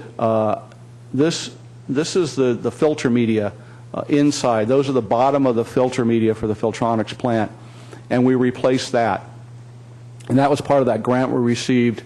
The previous grant we received for, I think, about 100 and I'm not sure how much it was. Bob knows. I got too many numbers going through my head, but 200 and something. But Yeah, 260, but that, we replaced the media and all that stuff in the bottom, so we'll have a media in the Filtronics plant that'll run for many years, actually. That's it. So I know it was a long presentation, but answer any questions that the board may have. It's a very informative presentation, too. It's a very good update. Before questions, we have a request for public comment. And so on 6A, we have Tina Dickinson. Tina Dickinson, I found it quite remarkable that in today's agenda, nothing was addressed about the erroneous zip codes and the fact that the district now has to send out a notice to all of the 4,557 folks who received the original notice of November 13th. It came to my attention that at least 2 people never received the rate increase notice, and Ms. Madrid told me that you use the county's list. Why isn't the county's list checked with the billing list? Because 2 folks, 2 separate addresses, lived here for years, did not receive their rate increase notice until they contacted the district, and then I believe as soon as they had done that, they got it the next day or the day after. So that, I'm wondering how many others might have gotten missed out. Anyway, as far as the proposed rate increases, I'm getting conflicting reports from a director and the general manager. My understanding is that the monies from the proposed rate increases cannot be spent for the and I'm going to still call it the EWS because I really don't know what in the heck it is with all the different terms it's had. So then a director said recently in a public meeting that monies from the rate increases can be spent on the EWS, and I'm very confused about that because I thought the 3 charges already were addressing that. Okay, that's that. Now, the EWS monitoring results, the plant was off for 15 days in October. I get these from the regional board every month. September, it was off for 22 days, and I know it was just started up around the 20th, so that makes sense to me. But anyway, how many days exactly are we running it, and how many hours are we running it, and what are we getting from it? How much water are we getting from it? One other item that Mr. Gruber mentioned in his manager's report was the wonderful work that Orlando, and I believe his last name is Archuleta, but I'm not positive on that. I see that Mr. Archuleta, or Orlando, because I'm not sure of the last name, is leaving as of December 31st, despite the amazing work apparently that he did on reducing the nitrate levels from 43 parts per million to, I think, just over 2. That was not mentioned. I see there are a couple of positions that are being advertised. I'm assuming the wastewater level 3 is indeed his. The other thing I want to let the board and folks in town know about is that in that zip code mess, the notice from Mid-Peninsula, the first zip code on the first page, 94002, is Belmont, California, where we, with some research, a little Googling, Tammy Rudock is the general manager of the water district there. But what's really interesting is there's a template. They're identical in the layout. So we've paid all this money to Bartolom Wells, to Mr. Alex Handel to do this amazing job, and an ad hoc committee, and now this is at least 2, and I know of a 3rd agency in our county. Same thing. So I would like to know exactly what we're paying for, because this is a template. The headings are the same. The only thing, of course, is the differences in the data for the rate increase itself. Again, I have to shake my head at this board and this staff, and I urge again, Cambrians, do not give them another dime. Thank you. Thank you. That's the only request. General Manager Gruber? I'll let Patrick comment on the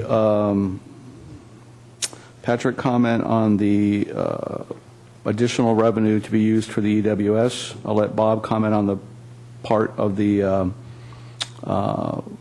while the system was down, and let Tim comment on anything related to the Prop 218, if that's okay with Madam President.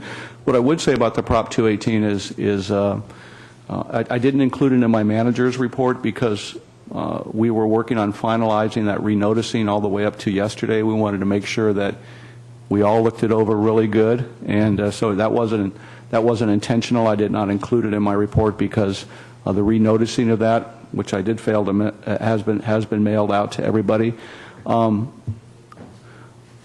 Everybody has an additional 45 days. It's now a 90-day Prop 218 notice, and so I don't see any disadvantage to that. I see that as an advantage to everybody who may have concerns. I also want to be able to use that opportunity that if anybody has any questions, that I can provide them information on some of the infrastructure needs that the district has. And I can provide educational information relating to the proposed rate increases. What I can't do is I can't promote it. I can't say that I support it one way or another. That's not really the role of the district or myself. But what I can do is I can provide educational information relating to the needs of the infrastructure. Okay, thank you. And there is no question that everyone is regretful that the mistakes happened on what was mailed out. There is no way that anyone, I think, isn't, that's a very unfortunate thing that happened. And yet we still have to make it correct and right, and we are going to do that. Then it's always interesting because there's always, on the other hand, there were people that were very not happy that had said, why are we having this on the 29th? Now, we are going to have a hearing, but then we're going to come back 45 days later and actually complete the process. So the people that felt that it was bad timing because of the holidays certainly have ample time now. But I too, I think there's no question, everyone is sorry that the zip codes got messed around. There's just no question about it. Madam President, if I could, Orlando, he has taken another position. It's a very lucrative position. It puts him geographically a lot closer to his family, his daughters. It's halfway between, so that's why he made the decision. But as people exit the organization, on the wastewater side, I have a tendency to ask them, and being an ex-operations guy, I know, it's very frustrating for staff to work in an environment that's significantly been degraded over the years. And I'm not saying that to be negative. I'm saying that as your general manager that he had the opportunity to go to a brand new state-of-the-art facility. Now, of course, we as a small community can't support brand new facilities, but what we can do is if we want to hire and retain and keep good people, I think at the minimum what we need to do is provide them a good working environment. I would not expect any of my staff to be able to try to continue to Band-Aid the infrastructure together and to be able to sustain a certain level of morale. Is very difficult for them. And so I think it's important that I communicate that to you from Orlando. It was the same message I heard in part from a previous wastewater supervisor, a previous utility manager. It gets to the point where it's like banging your head against the wall. So I tell you that not out of frustration. I tell you that because we should be obligated to our water and wastewater staff to provide them with an infrastructure that wants them, that has them want to come to work and enjoyable and learn from, and not be constantly in the catch-up mode. So I just share that with you because I think it's important. And as we look to the future, we need to make sure that we have a good, reliable infrastructure, that pumps and motors and blowers and digesters and things like that aren't on their last leg, and that you're asking somebody to continuously, just try to do the best you can. They need the resources to be able to do that. We need the staffing to be able to do that. We need the money to be able to do that. This is a community asset, so I just thought I would just end with that. Well, thank you. And it is for him a job opportunity, but he has done so much, and with your support. But, it is hard to find people that want to come to work when you tell them, well, your digester's on its last legs. That's very hard to attract people with that kind of setup. So we want to make sure that this next year that becomes a very important conversation, because we can't just keep Band-Aids and neglect and that cycle going. We have to do better for the community.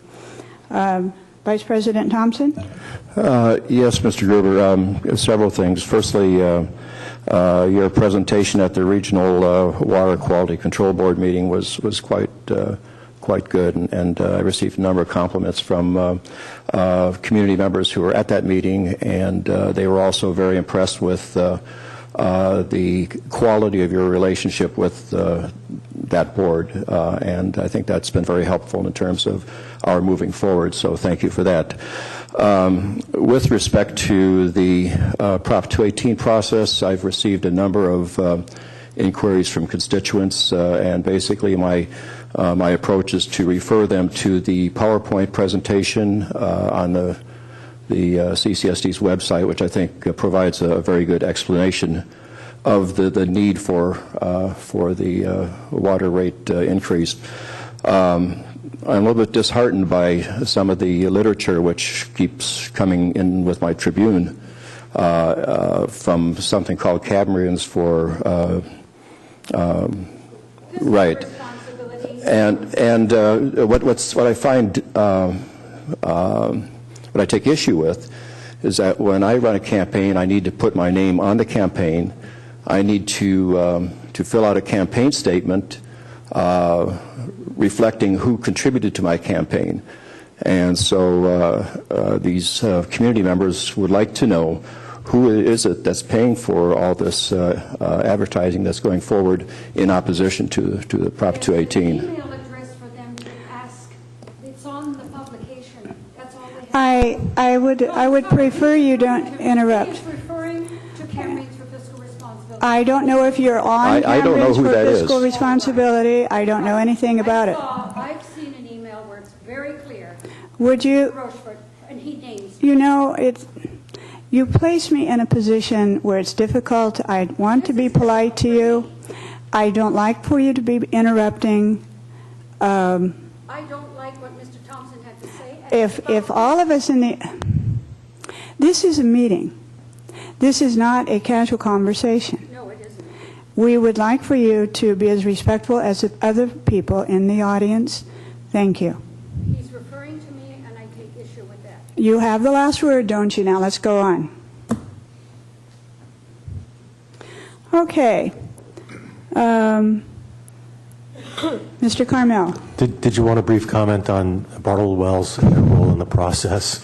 As you know, it wasn't the template that we paid for. We used that template in all Prop 218 protest proceedings.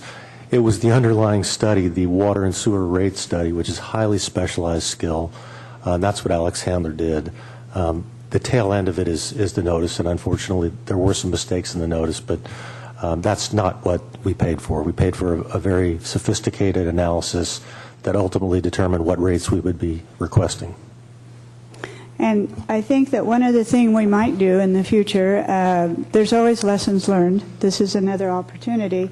When we do have something that goes out and the public needs to send it in, it probably is a good idea, even as an extension of the ad hoc, if we ask some of our fellow Cambrians to sit down maybe with the ad hoc before it actually goes out, or whoever, and do one more final proof before it goes to the printer.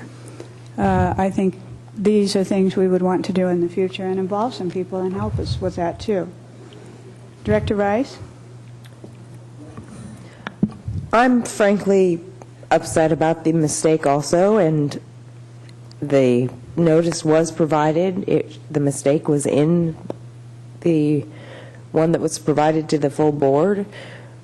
I was urging, as a member of the ad hoc committee, and the other member is not here today, and so I'm not going to speak for him, but for the committee, I was urging that we take a moment and slow down. We were trying to get it done so it would be done before the end of the year and not have it be delayed. Now it's been delayed a full billing cycle, and we could have done that at the outset. I'm not saying I told you so, that we were rushing, because I've been advocating probably since the day I got elected that we needed to do something about our rates being adjusted. And we purposely split apart the rate increase that was specific for the emergency water treatment plant so that folks would have a chance to voice their opinion about paying for that plant. The next one got delayed a bit more than we probably would have liked. The analysis was important. We had 2 meetings here that were public meetings, and I think there were a total, along with Kathy Tanner, there were a total of 4 people at one and 3 at the other one. If people want to have a conversation with a board member or with the full board, I'm sure since this has been pushed out to February 12th, if the community would like to have something like that, I would like to hear from you. I certainly am not going to advocate planning for another meeting of the ad hoc committee to explain how we got the numbers we did or why we picked the basis and the assumptions for those rates where we did, because we did actually keep it as low as we possibly could.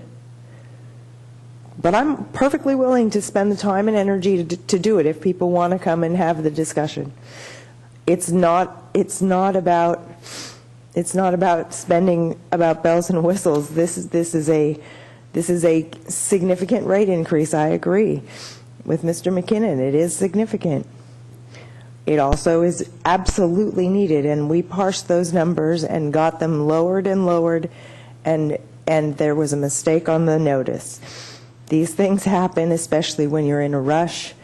Hopefully, not everything we do has to be an emergency.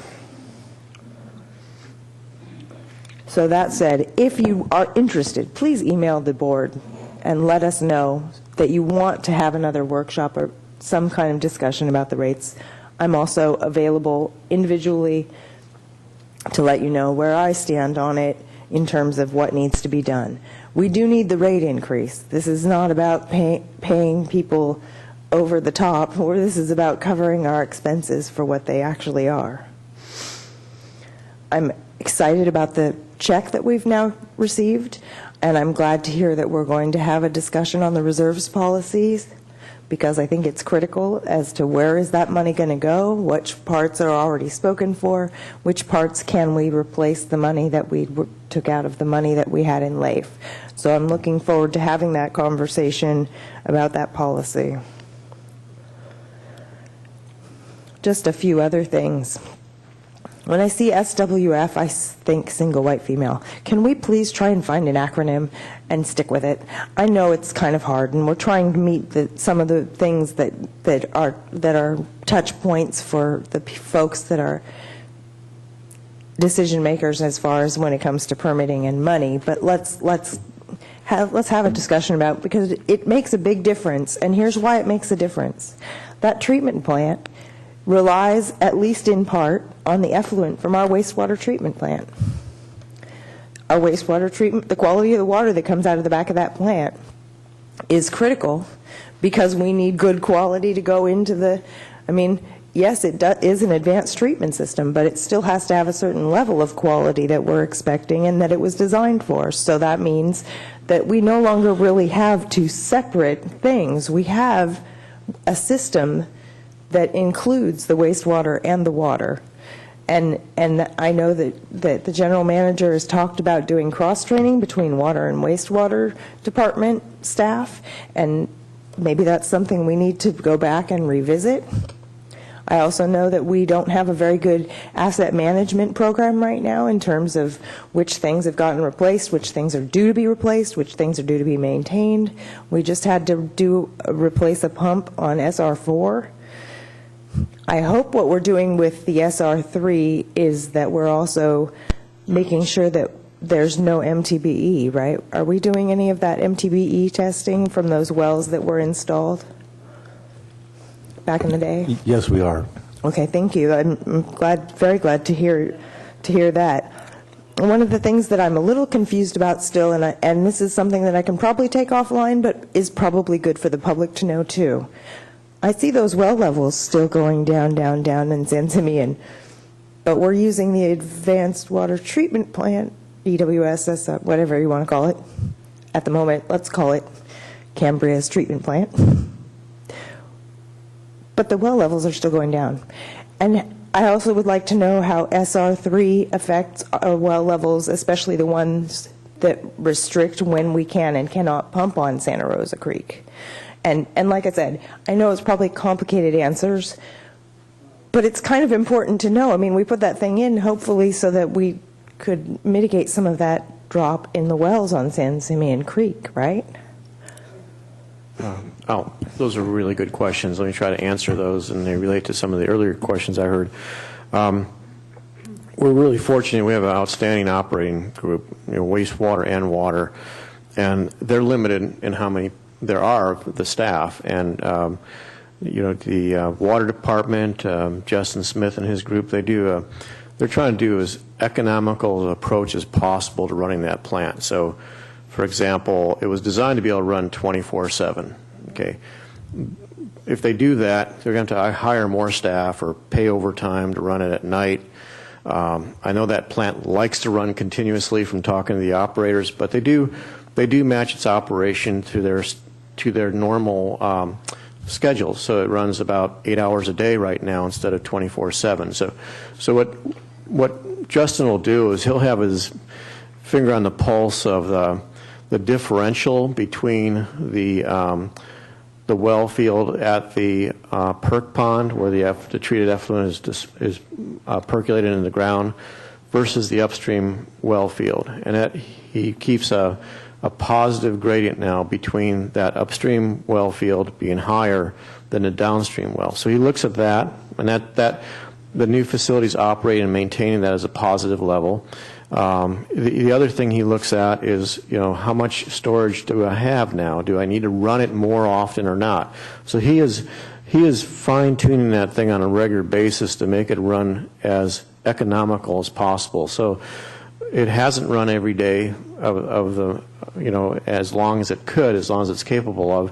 So there are times when he's using some storage, and that's why you see the level creeping down a little bit in San Simeon rather than running the thing much more than it's effectively being run right now. There have been a few little warranty issues that came up. I know in October they had an instrumentation warranty issue that had to be repaired where it was offline for about 3 or 4 days. So that's the gist of it right now, without having Justin here to go into a great level of more discussion than that. But essentially, he's using storage. He's trying to run it as economically as possible, and it's not running 24/7. So I did see where October, the system went on around September 20th after being off for several months, and I did see just by the shape of the curves in October where there was improvement from that thing coming back on. And it's kind of, you have to be pretty close to the numbers and kind of used to looking at the graphs to see that little change in the rate of decrease and how it kind of flattens out in that period of time. And there are so many variables from year to year. It's tough to make a comparison because you have rainfall variabilities, you have demand variabilities, but we're still gathering data. But I think again, the water department's doing an outstanding job. So is it helping us? Yes, it is. It definitely is. Yeah, I could see the change, especially in October, where the levels started flattening out, where typically they're just starting to drop like a rock. So, it is. I hope that helps you in kind of general terms. I don't have all the reports with me today. It absolutely does, right. and I would hope that this board would set a priority to have the utilities committee either become standing or meet on a regular basis, because it looks like there's been a lot of things that essentially had to be upgraded, and probably no small amount of money spent on those things at the wastewater treatment plant. And I'm hoping that those things are things that don't end up getting tossed out because we have to redesign the plant, and we're in that process kind of also. So I'm hoping that all of those things are kind of working together, and I don't really need a response right now. I'm just hoping that what happens is that we start respecting that we need to make a priority not just on our new toys, but in maintaining our old ones. And that means sometimes that we have to figure out ways to cut back in some places so that we can manage the system that we already have.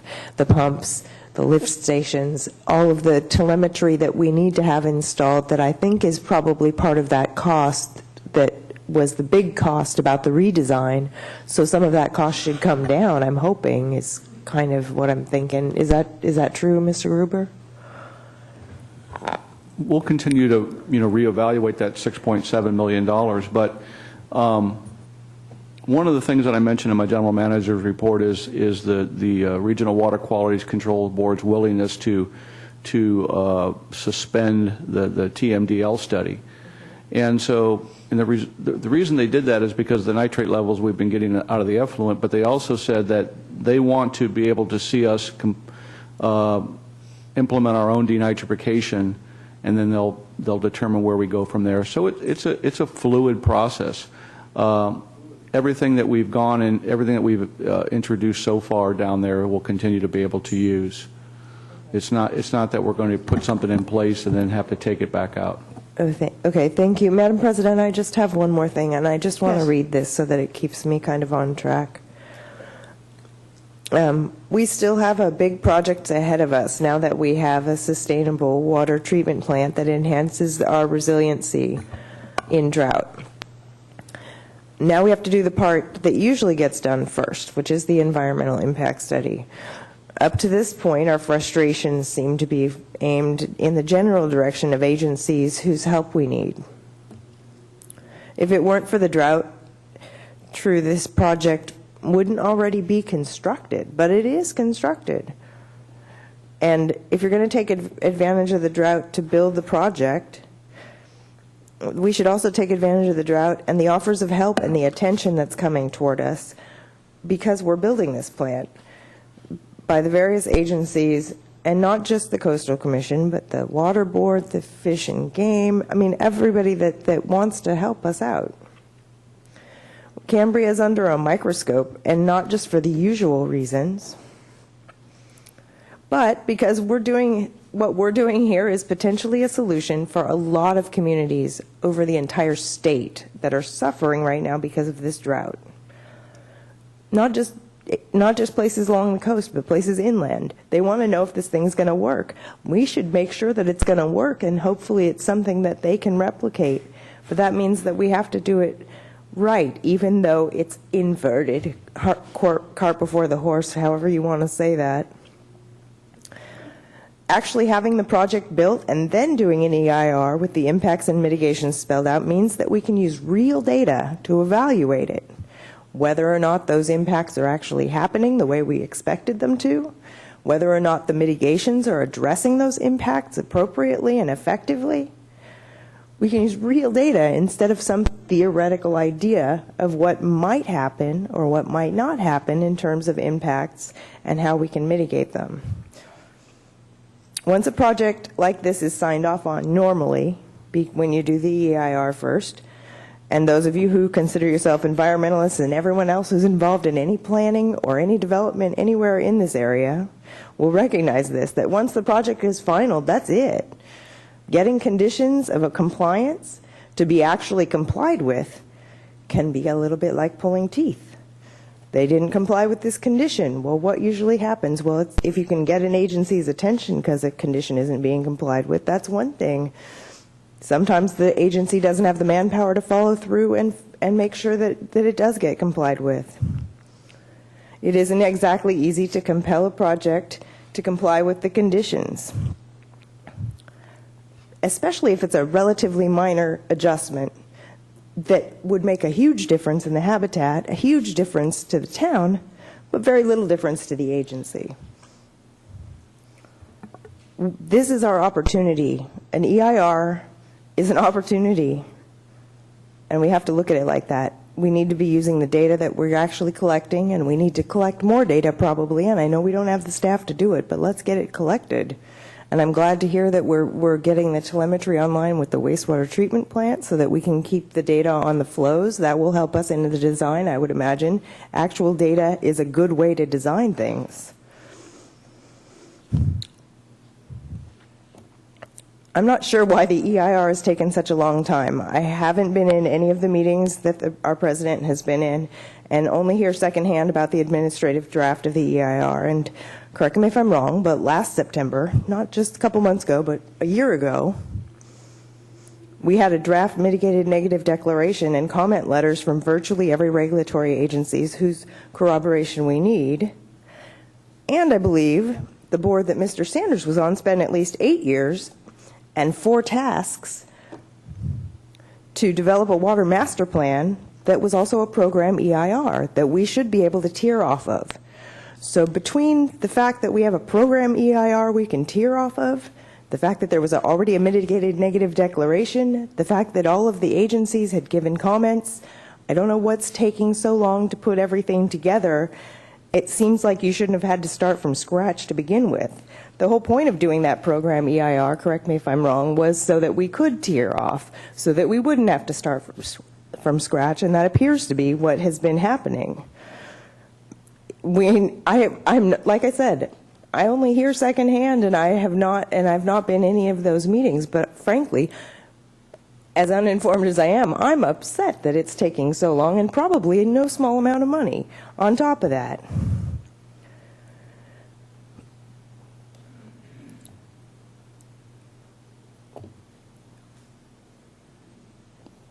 If you don't pursue the right question, you're not going to get the right answer. If you ask the wrong question, you might get a right answer to that wrong question, but you're not going to get a solution to the problem you're trying to actually solve. Just getting a CDP, I don't think it should be our goal. I think our goal needs to be getting our system into a situation where it is a healthy system that is well maintained and provides good resource and is easy to manage, so that our water and wastewater is well managed, so that our environment is protected, and so that people, if they want to, can water their roses in a drought, because that's kind of the system we're trying to design here, if I'm not mistaken. This board should be setting vision, and we need to have some more vision. And we need to set a higher standard, because a CDP, there's a lot of steps to getting to a CDP, and I don't think that it's going to take overnight. I think it's probably going to take even more than one more year to do it. Just because we didn't do it first doesn't mean it's not going to take as long as it would have taken. Just because we have the plant there, that's an advantage for us, because we can actually use data and we can make sure any adjustments that need to be made so our impacts are mitigated. How lucky are we that we can do that? I only see us getting one report a year, though, on the habitat. So, I mean, there's still a lot to be done on this, and I know that we have the advantage now of somebody who's very experienced in EIRs and who was very instrumental in developing the Water Master Plan, and I'm thankful for that reason to have Mr. Sanders on this board, because I think that some of the insights that we need have not been here at this point, or at least have been listened to. I really hope going forward we can look at this system as being one system. It's not the water and the wastewater. It's our system that manages our resource. And right there is the person who we've hired to do that. I'm sorry to hear that Orly's leaving, and I'm looking forward to hopefully next year getting on top of putting something together so that the next person doesn't feel like they have to leave because we're not paying attention to what needs to be done. We don't even have a plan for what needs to be done. That's my guess. There was no roadmap. We need to make a roadmap. Let's do it.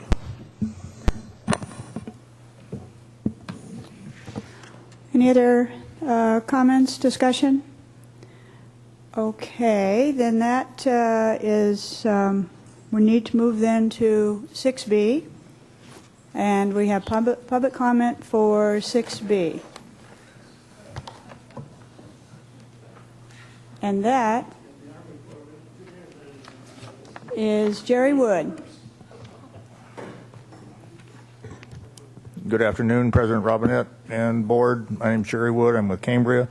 This is just going to be a quick update on our petition to retain Cambria Fire Department as its own department. We are continuing with our efforts to acquire signatures. At this point, we have in excess of 400 signatures that have been collected. This number represents approximately 6.7% of the Cambria population, 10.1% of the registered voters in Cambria, and 13.7% of the voters who actually voted in the last CCSD election. We are continuing to wait for any additional ad hoc committee meetings, which results should be forthcoming shortly, even though I understand that the initial thing was by the end of the year, but with all the changes and that are happening, I could easily understand that it's going to go into next year. And I think it's a critical thing, so that's another thing we don't need to rush on. We need to think it out properly and carefully and gather all the information we can. And so when we have the additional ad hoc committee meeting, we're looking forward to that. And on a personal note, I would like to wish all of the board members and the citizens of Cambria a Merry Christmas and a Happy New Year. Thank you. Thank you very much, Jerry. Moving to ad hoc. Yeah. Let's move to the, we have ad hoc committee reports, which that was kind of your committee report too, I think, but, or other related board member reports. So on 6B, let's have that, and then we'll be taking, I think, just a little stretch and break right after that. So on ad hocs, who is reporting this time? Vice President Thompson. Thank you, and thank you for that, Jerry. We're having one more meeting discussion with CAL FIRE and our budget staff to look at the numbers, and then I anticipate that we will be preparing a report which will be forthcoming, I would guess, by mid-January, and so we can put this whole discussion to rest. One other report, and that's with respect to the Pros Commission. They met on December 1st, and I guess the most significant discussion had to do with the filling of the vacancy. There were several members there that are interested, and so the Commission will be coming forward with a recommendation at the next meeting. The filing period is still open, I believe. Is that correct, until the 28th?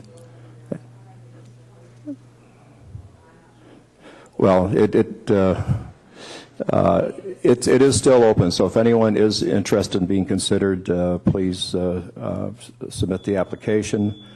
Mr.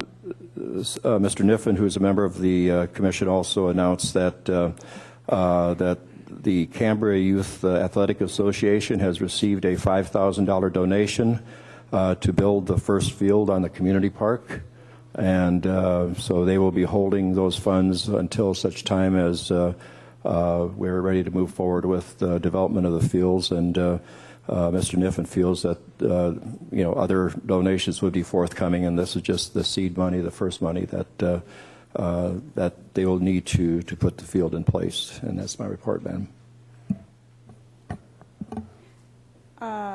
Another meeting, Director Rice or Director Sanders? Director Sanders and I are on the Water Conservation Committee, and we had a meeting with the general manager. And the main focus of the meeting was surrounding folks that are requesting waivers of surcharges. The outcome of that was giving a little bit of direction to staff, but also that the committee should come back together to review whether or not those surcharges are appropriately placed and should continue based on our water usage. We are still subject to the governor's 25% reduction proclamation that he made related to the drought across the entire state. We were getting, apparently, Patrick was dealing with quite a few people requesting waivers for a lot of various reasons, and we were able to give him some direction, but we may need to come back to the board with some specific directed policy that is then written and encoded so that the general manager and the finance officer don't have to spend a lot of time reviewing things because there's a policy in place. Did I miss anything? Well stated. Okay. Then I have one report. It was a meeting that I attended yesterday with General Manager Gruber. Senator Monning was here, our senator for this area, and he met regarding the risk to the community with our forest and forest fires, but then the risk to the Monterey Pine Forest too.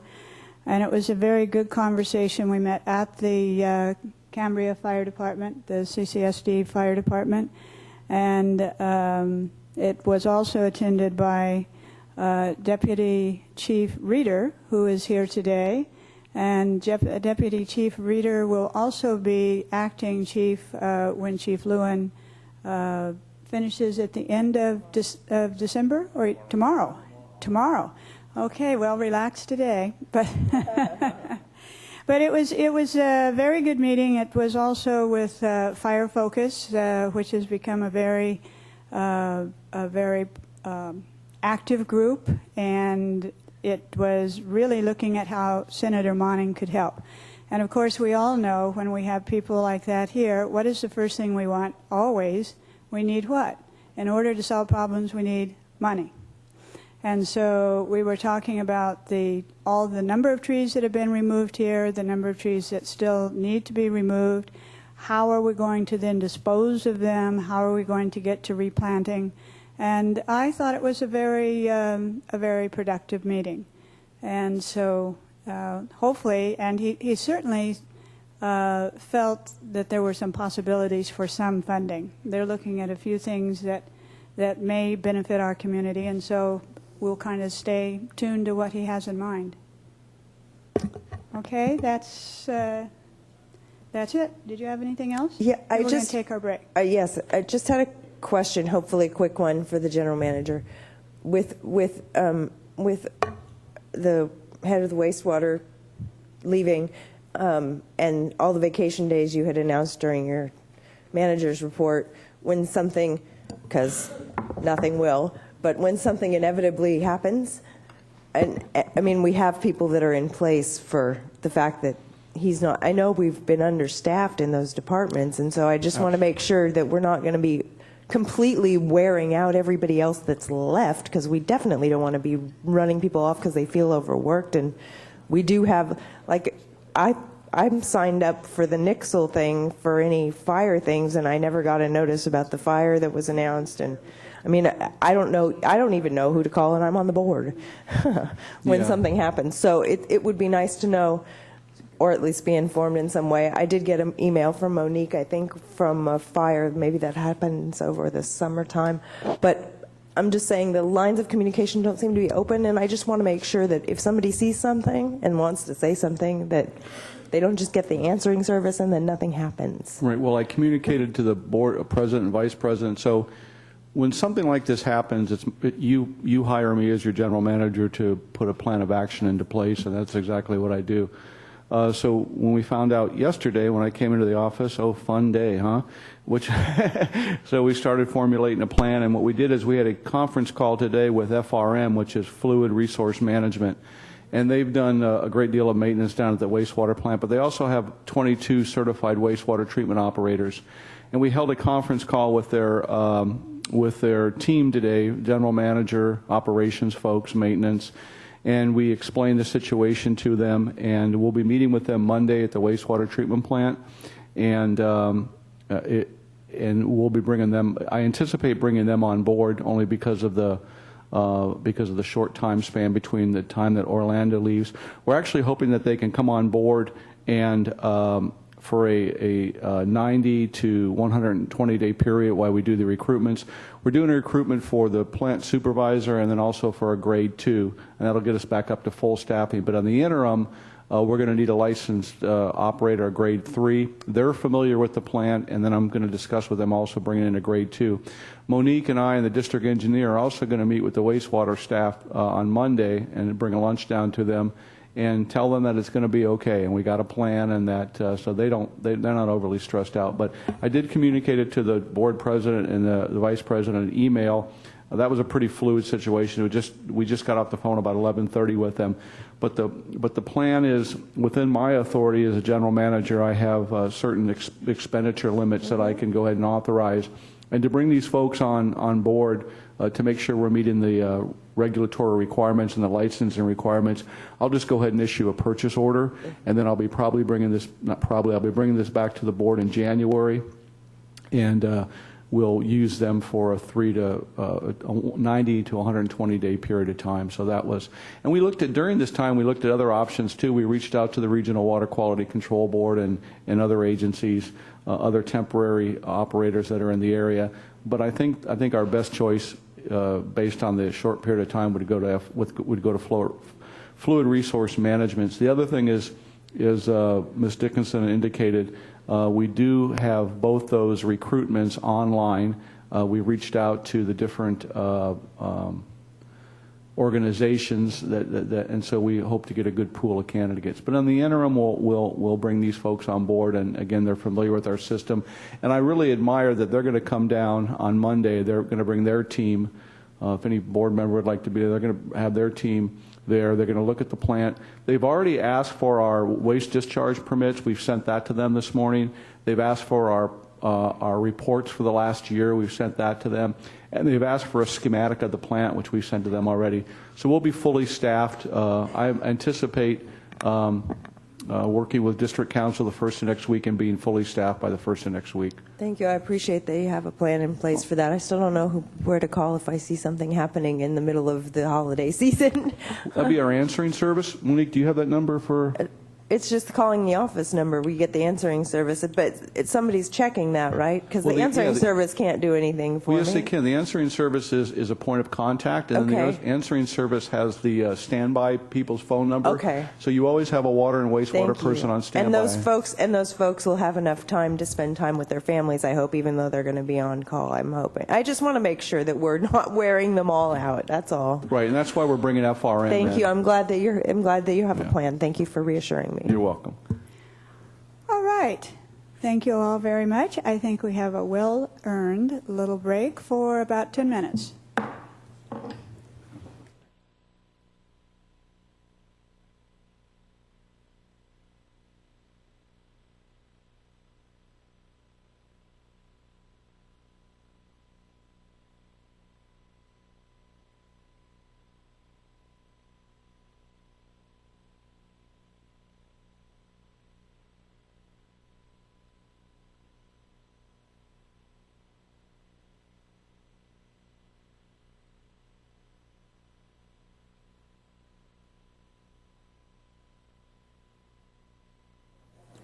Nice visit.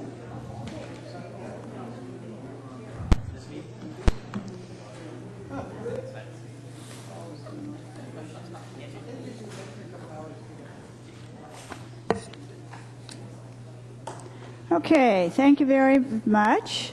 We are now moving to the consent agenda, and we have no request for public comment on that.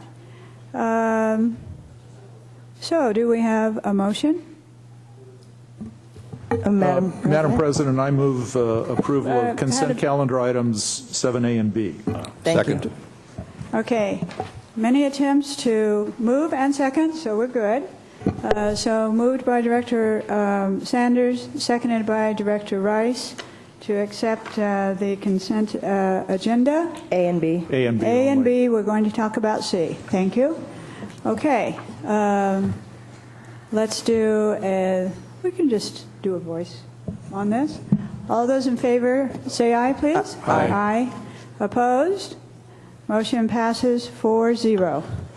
Okay, now we are going to actually discuss and hear about item C. So General Manager Gruber, or actually, I see we're going to talk. We'll have. Yes, we will have our budget manager, Mr. O'Malley, go ahead and present that. O'Reilly. Pardon? O'Reilly, I just wanted to see if people were listening. Oh, okay. Madam President, members of the board, we have a pay scale for our reservists that doesn't qualify under the new minimum wage law that was passed in the state of California effective January the 1st. The reserve firefighter and reserve recruit firefighter were $8 and $9 an hour. The minimum wage is now $10 an hour. So we've revised the schedule, bumping everybody up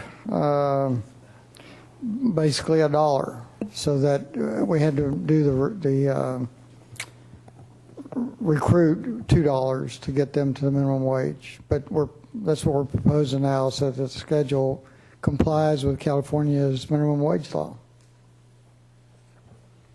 Were there questions? Any questions on this?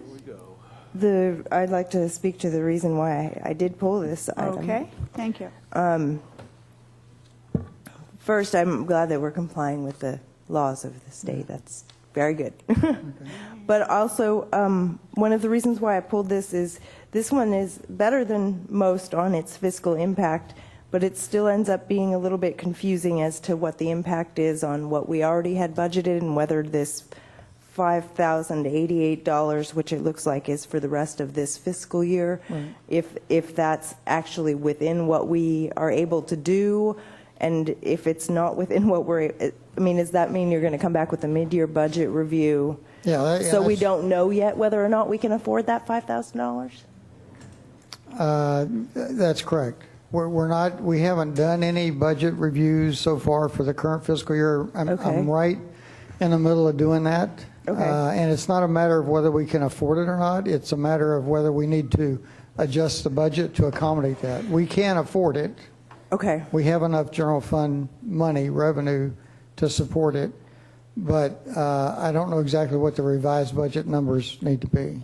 And the change is that I'm mostly concerned with isn't the one that brings them up to minimum wage, because frankly I think minimum wage isn't nearly enough. But the other two going up, because I don't know how much of a difference those make. I mean, that extra dollar will make a difference to those folks, I hope. But I also don't know how many hours we're paying for these people, and I don't know if most of them are reserve lieutenants or some of them are I think right now they're all just firefighters. Is that correct? They're all just firefighters. But regardless, it's $1 an hour in any of the categories, and it's basically 24 hours a day, 365 days a year. So that's where I came up with the number 10,176. Okay, and so the impact, the actual dollar amount could be a different amount, just depending. It shouldn't be. And I don't object to getting up to $10. We have to do that. It's the other two that I was more concerned about whether or not that was going to be. I mean, they all have to be at least $10. Right. But we don't necessarily have to bump up the other two. It looks like that's just to keep as a hierarchy, right? If we ever recruited those people, then they'd get more money. But right now, we don't have any of them. Right now, we're just dealing with the firefighters level. Okay, thank you. Okay. Okay, are we ready for a motion? I move approval of 7C. Is there a second? Second the motion. Okay, it's been moved and seconded. Any further discussion? If we had more money, we should pay those guys more, and ladies. I don't know if there's any ladies, but if we have more money, we can do $15 minimum wage would be really what I would fight for, but this is not the time or place for that. So I just think that we need to do it. Okay. All right, let's have a roll call vote, please. Director Rice? Yes. Director Sanders? Yes. Vice President Thompson? Aye. President Robinette? Yes. Motion carries 4-0. All right. No hearings and appeals today, so into regular business. And item 9A, and General Manager Gruber, would you like to introduce this, please, or please introduce this? Madam President and board members, item 9A is discussion and consideration of safer grant staffing alternatives and options. We were asked to bring this back, and there is also is there a resolution included in this? Okay, there's a resolution included in this because of when you originally accepted the SAFER grant, you had adopted a resolution that said that no money would be taken from the general fund. So as an alternative, on one of these alternatives, it will require a small amount to be taken from the general fund. So I'm going to go ahead and read the recommendation, and then I'm just going to turn it over to Eric. He's been waiting here so patiently. But the recommendation, it is recommended the Board of Directors evaluate the alternatives presented in the attached SAFER issue paper and provide direction to the general manager regarding staffing levels. Please note that if available alternative 1 is chosen, a resolution authorizing the use of general fund revenue will be required.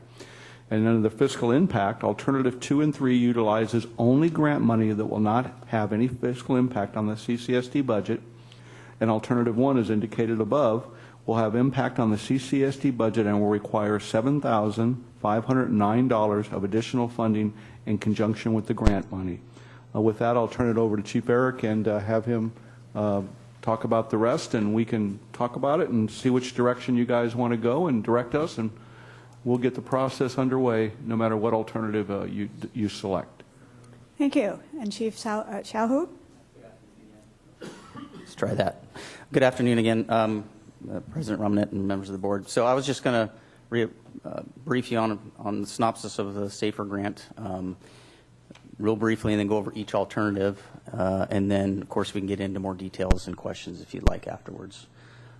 So at the discretion of the CCS board, Cambria Fire Department accepted the SAFER grant, which stands for Staffing Adequate Fire Emergency Response. We accepted that on September 10th, 2015. The total amount awarded was $396,525. That's for a 2-year period. However, that leaves a significant shortfall of funding to hire 3 fully burdened firefighters at industry standard rates.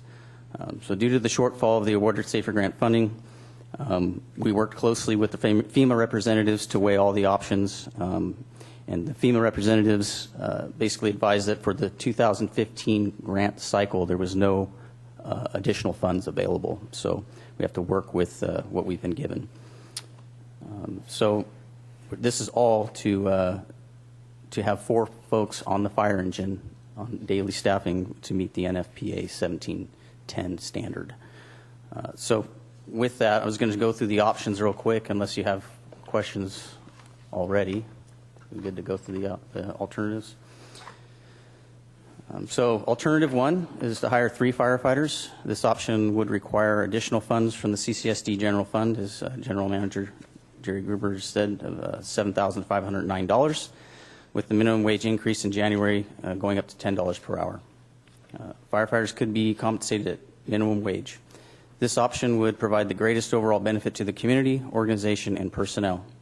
NFPA OSHA requirements would be met most of the time, therefore improving firefighter and civilian safety. And again, that would take $404,034 to achieve that option 1, which is obviously over the grant awarded. Alternative 2 would be to hire 2 firefighters. The firefighters would be compensated a salary range of 86% of the fire engineer's salary. NFPA and OSHA requirements would be met 66% of the time. 2 of the 3 shifts would have 4 personnel on the engine. No general fund support is necessary. So what that means is, when it says 66% of the time, I just want to let you know that there are no funds if somebody gets sick or injured. That 66% of the time is the best case scenario. So I just kind of wanted to make sure that you understand that. Alternative 3 would be to hire 1 firefighter at the rank and compensated of a fire engineer.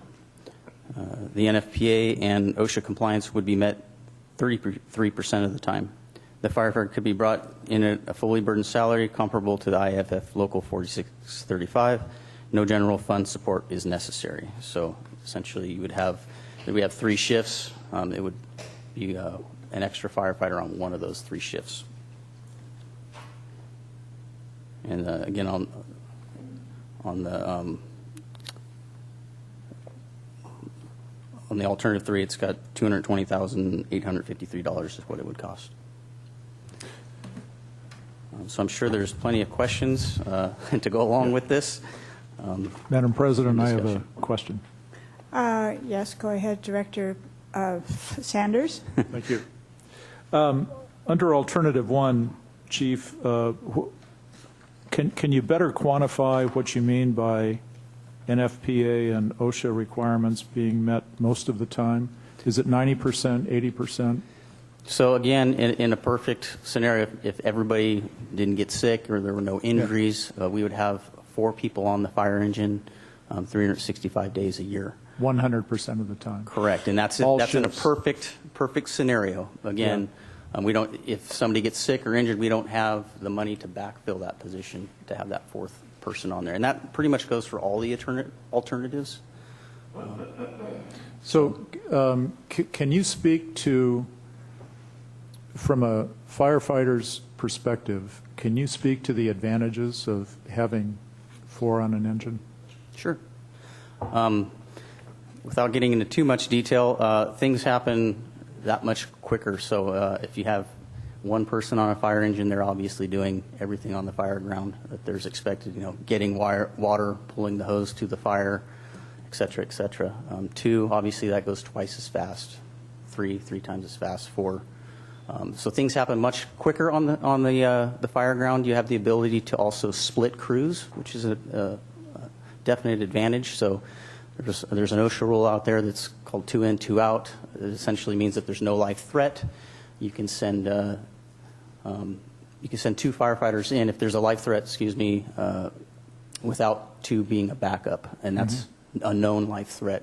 If there isn't a known life threat, we're supposed to have 2 that go in and then 2 that are outside to back up that crew that is going in for the rescue. So that's also a huge advantage to have a 4-person engine company. There are many, many others that I could speak to. I could spend more time doing that if you'd like, but that's just on the fire ground. So there's also medical aids that we go to that, even though people think it shouldn't take that many folks, we never know if we're carrying people down 3 flights of stairs or having to carry them up a flight of stairs or out a window, et cetera, et cetera. So just a follow-up question. Let's assume that there's a fire and simultaneously at the scene there's a medical emergency. I presume that a paramedic or an EMT is going to be taking care of the medical emergency while the other 3 are addressing the fire issue. So right away, you're down 1 firefighter because that firefighter is preoccupied with the medical emergency, right? That is definitely possible. I mean, there are many, many scenarios, but yes, that is definitely a possibility. It happens more regularly than we would like to think, I presume. Yes. The advantage that you have in your town here is you do have the ambulance crew that's close by. But sometimes, in fact, most of the time, CCSD fire is first on the scene, correct? Correct. Because of the very advantageous location of the fire department building. You're very correct. close to I don't know if Highway it was 1. most of the time, but you are correct. They are at scene. And it really depends on what each crew is doing and where they're located. They're not always in the station, but... And the first few seconds into minutes when you're dealing with a medical emergency are the most critical, I presume. Absolutely. Okay. Thank you. All right, thank you. William. Yeah. Okay. Chief, my inclination is to go along with spending an extra $3,500 a year out of the general funds to have the full complement of 3, so that we could have 4 on for the entire for all shifts. No, I guess what you will do will be to go to the reserve pool and offer these positions to the current reserves that are working with us. Is that? That is correct. Yeah. So we would hire out of our reserve pool, and then we would, of course, have to hire behind that. Now, as I gather, the difference between Alternative 1 and Alternative 2 is that under Alternative 2, the firefighters will be paid more than they would under Alternative 1. Is that going to pose a problem in terms of getting personnel to want to accept the positions? That is a difficult question to answer. It is something that we've thought about, but I think that we could still hire 3 people, if that's what you're asking. I think that we would definitely draw a pool. So we're looking at 4 to 5 right now is what we're thinking that would apply for the you position. think you'd have ready acceptance from personnel in the reserve pool for those positions? Yes, sir. I wanted to go along with that question from Vice President Thompson. Did you say $10,000 for 2 years?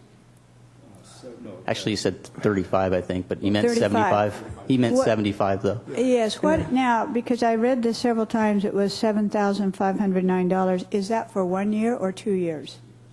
2 years. 2 years. Okay. I just wanted to clarify that. Okay. correct? I guess I should be checking with the... Is that correct? Yeah, that's correct. And I want to say something else. The way we calculated these amounts was based on every firefighter hired getting benefits at the highest level. So he's got to be married with 3 kids, and he's got to accept dental, the most expensive dental and all that sort of stuff. And that's not likely to happen. So it's not likely that if you went with alternative 1, it would actually exceed the grant amount. It's just that in the worst case scenario, it'll exceed it, but it's likely not to. Okay. Thank you very much. And we do have a request for public comment, but Director Rice also have some questions. A couple of questions.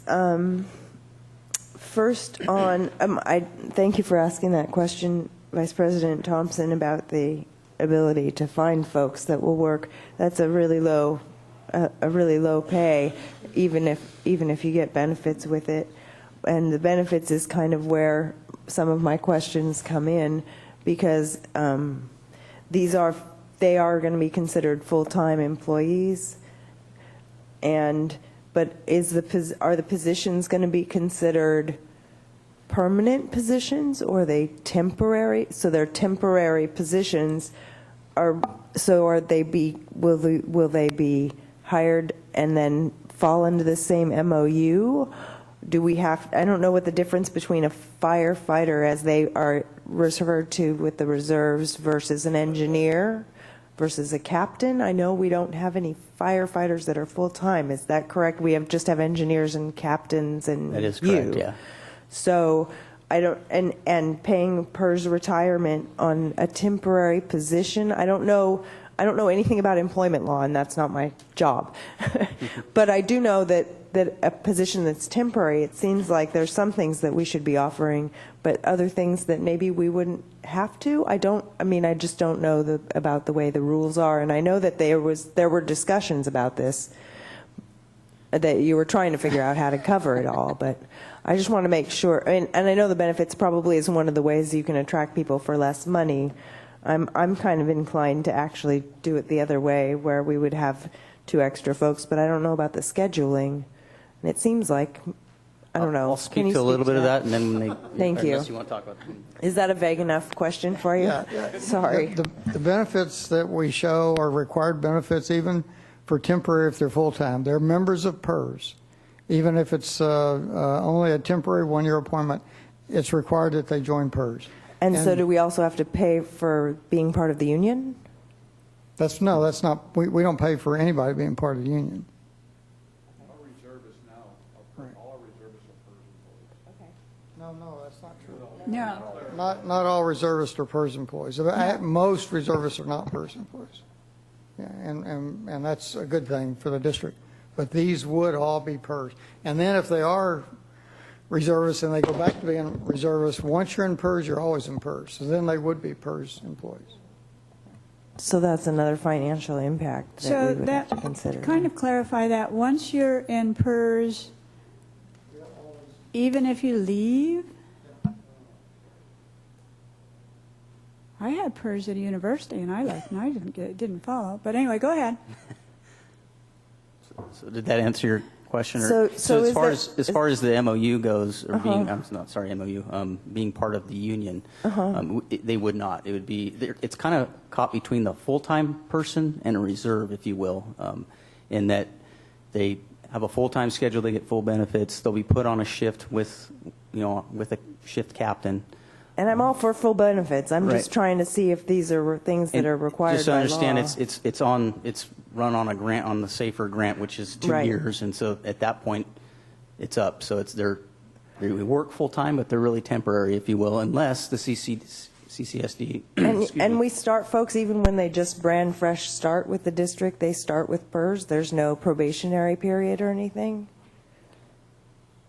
They don't actually have PERS when they first start, but if they come in as a reserve, let's say that they're a firefighter for another agency and that are PERS, and then they come to work for us.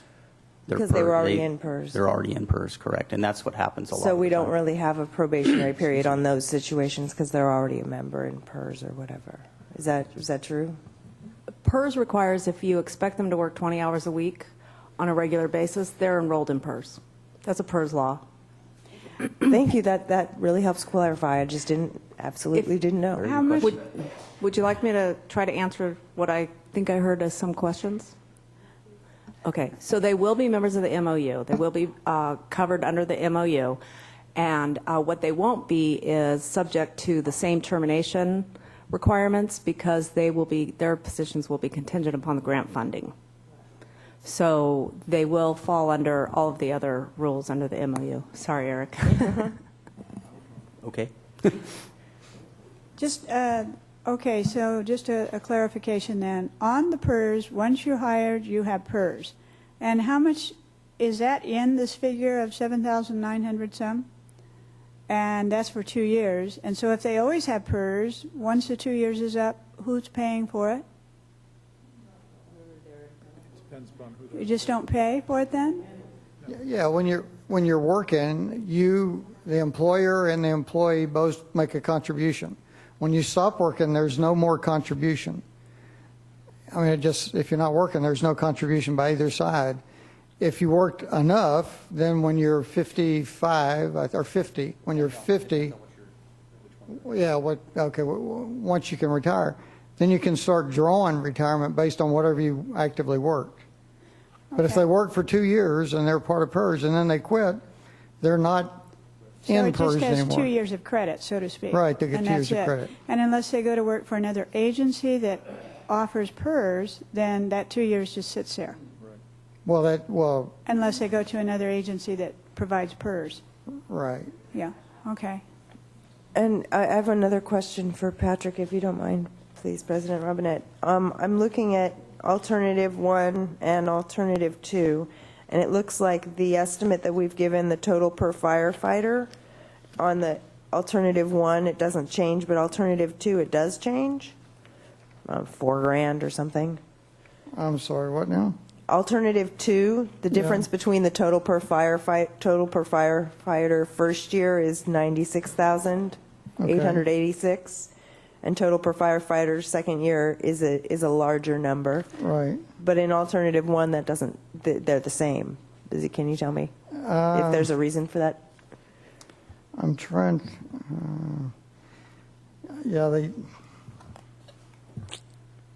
The second one is because they get a step increase if they're members of the MOU, after a year they get a 5% step increase. And I'm trying to remember why that didn't happen the first time. So maybe it's just maybe it just needs to be added in or something. Yeah, maybe. Which could bring it up to more than $7,000 theoretically. Yeah, it would bring it up a little bit, but for some reason I'm thinking there was a reason for that, and I can't remember what it was. Well, I apologize.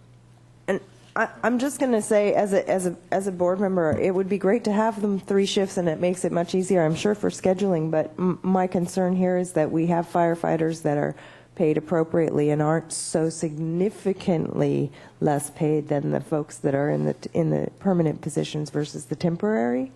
I mean, I don't know a whole lot of folks the reservists, I'm assuming, have other things that they do for money. Otherwise, I mean, they're not just a reservist. But if you're working full-time as a firefighter for that basically same amount of money, you don't really have the time for a second job. So just the practicality of it, while there may be a pool of people willing to take that, it kind of concerns me that I don't think that this district should be entering into that kind of situation that puts people kind of on the cutting edge of poverty and not being able to have a second job because they're working as a firefighter full-time already. I definitely don't want my firefighters to be working 2 jobs, for heaven's sakes. The salary, whether we add in this little $7,509, I just don't see it right in front of me. What is the salary then each year per firefighter? If we say... Are we talking for Alternative 1? Or Yes. What do they make in a year? $10 an hour, yeah. Okay. I thought, okay. Somewhere in here there was like 65,000 for, that was probably 2. Yeah, it's probably. Yeah, but one thing I saw was rather substantial, I thought. Okay. Madam President. With the fully burdened amount, it's 67. with all the benefits. Director Sanders? I don't think anybody can argue with the fact that firefighters deserve to make a lot of money. Who among us is willing to run into a burning building, or deal with very serious medical issues? The question is, at this particular juncture, how much can the district afford? And do we or do we not take advantage of this grant opportunity? We can always address the question of whether we're paying our firefighters a sufficient amount of money. I think the purpose today is to just consider whether or not we're going to accept this grant and move on, and how we're going to apply the money. It seems to me that the most prudent thing to do, given the demographics that we have in this community, that we staff the engines that respond to emergencies as robustly as possible. This gives us an opportunity to do that, and we'll have a couple of years to evaluate how well it works, and then going forward, when the grant expires, whether or not we want to continue that, perhaps at an elevated salary for the entry-level firemen that will be hired to round out the crews that go out on emergency calls.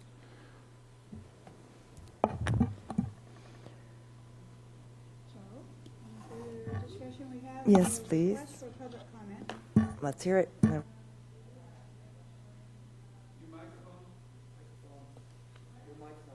Oh. I'm sorry, William. You have your request. You have your request for public comment, and you've been very patient and waiting, and so let's hear from you, William Canute. Bill Canute, retired fire chief, 25 years in the fire service. So I just want to calm some of your concerns, especially Director Rice. First of all, as far as PERS is concerned, you're not vested in PERS until 5 years, period. Exclamation point, done deal. So 2 years does not make them anything different than a regular casual employee like a reserve, okay? That's one.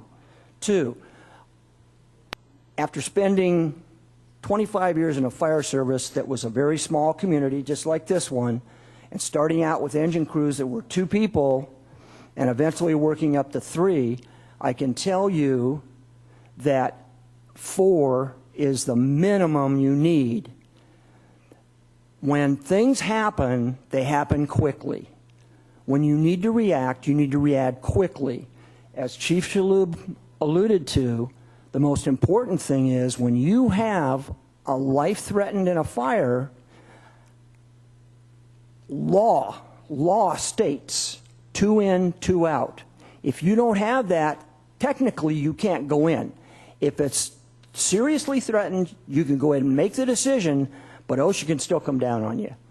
Anyway, I don't want to belabor that point. I just want you guys to understand, okay, these firemen are trying to get their foot in the door. It's nothing different than an apprentice, okay? And these guys understand the limitations of the job. They understand, and I'll tell you what they're going to be doing. They're going to be testing in other departments because they want a full-time career. And that's what they're looking for. This is a way for them to get experience, to write on their resume, hey, I've had 2 years experience with Cambria Fire.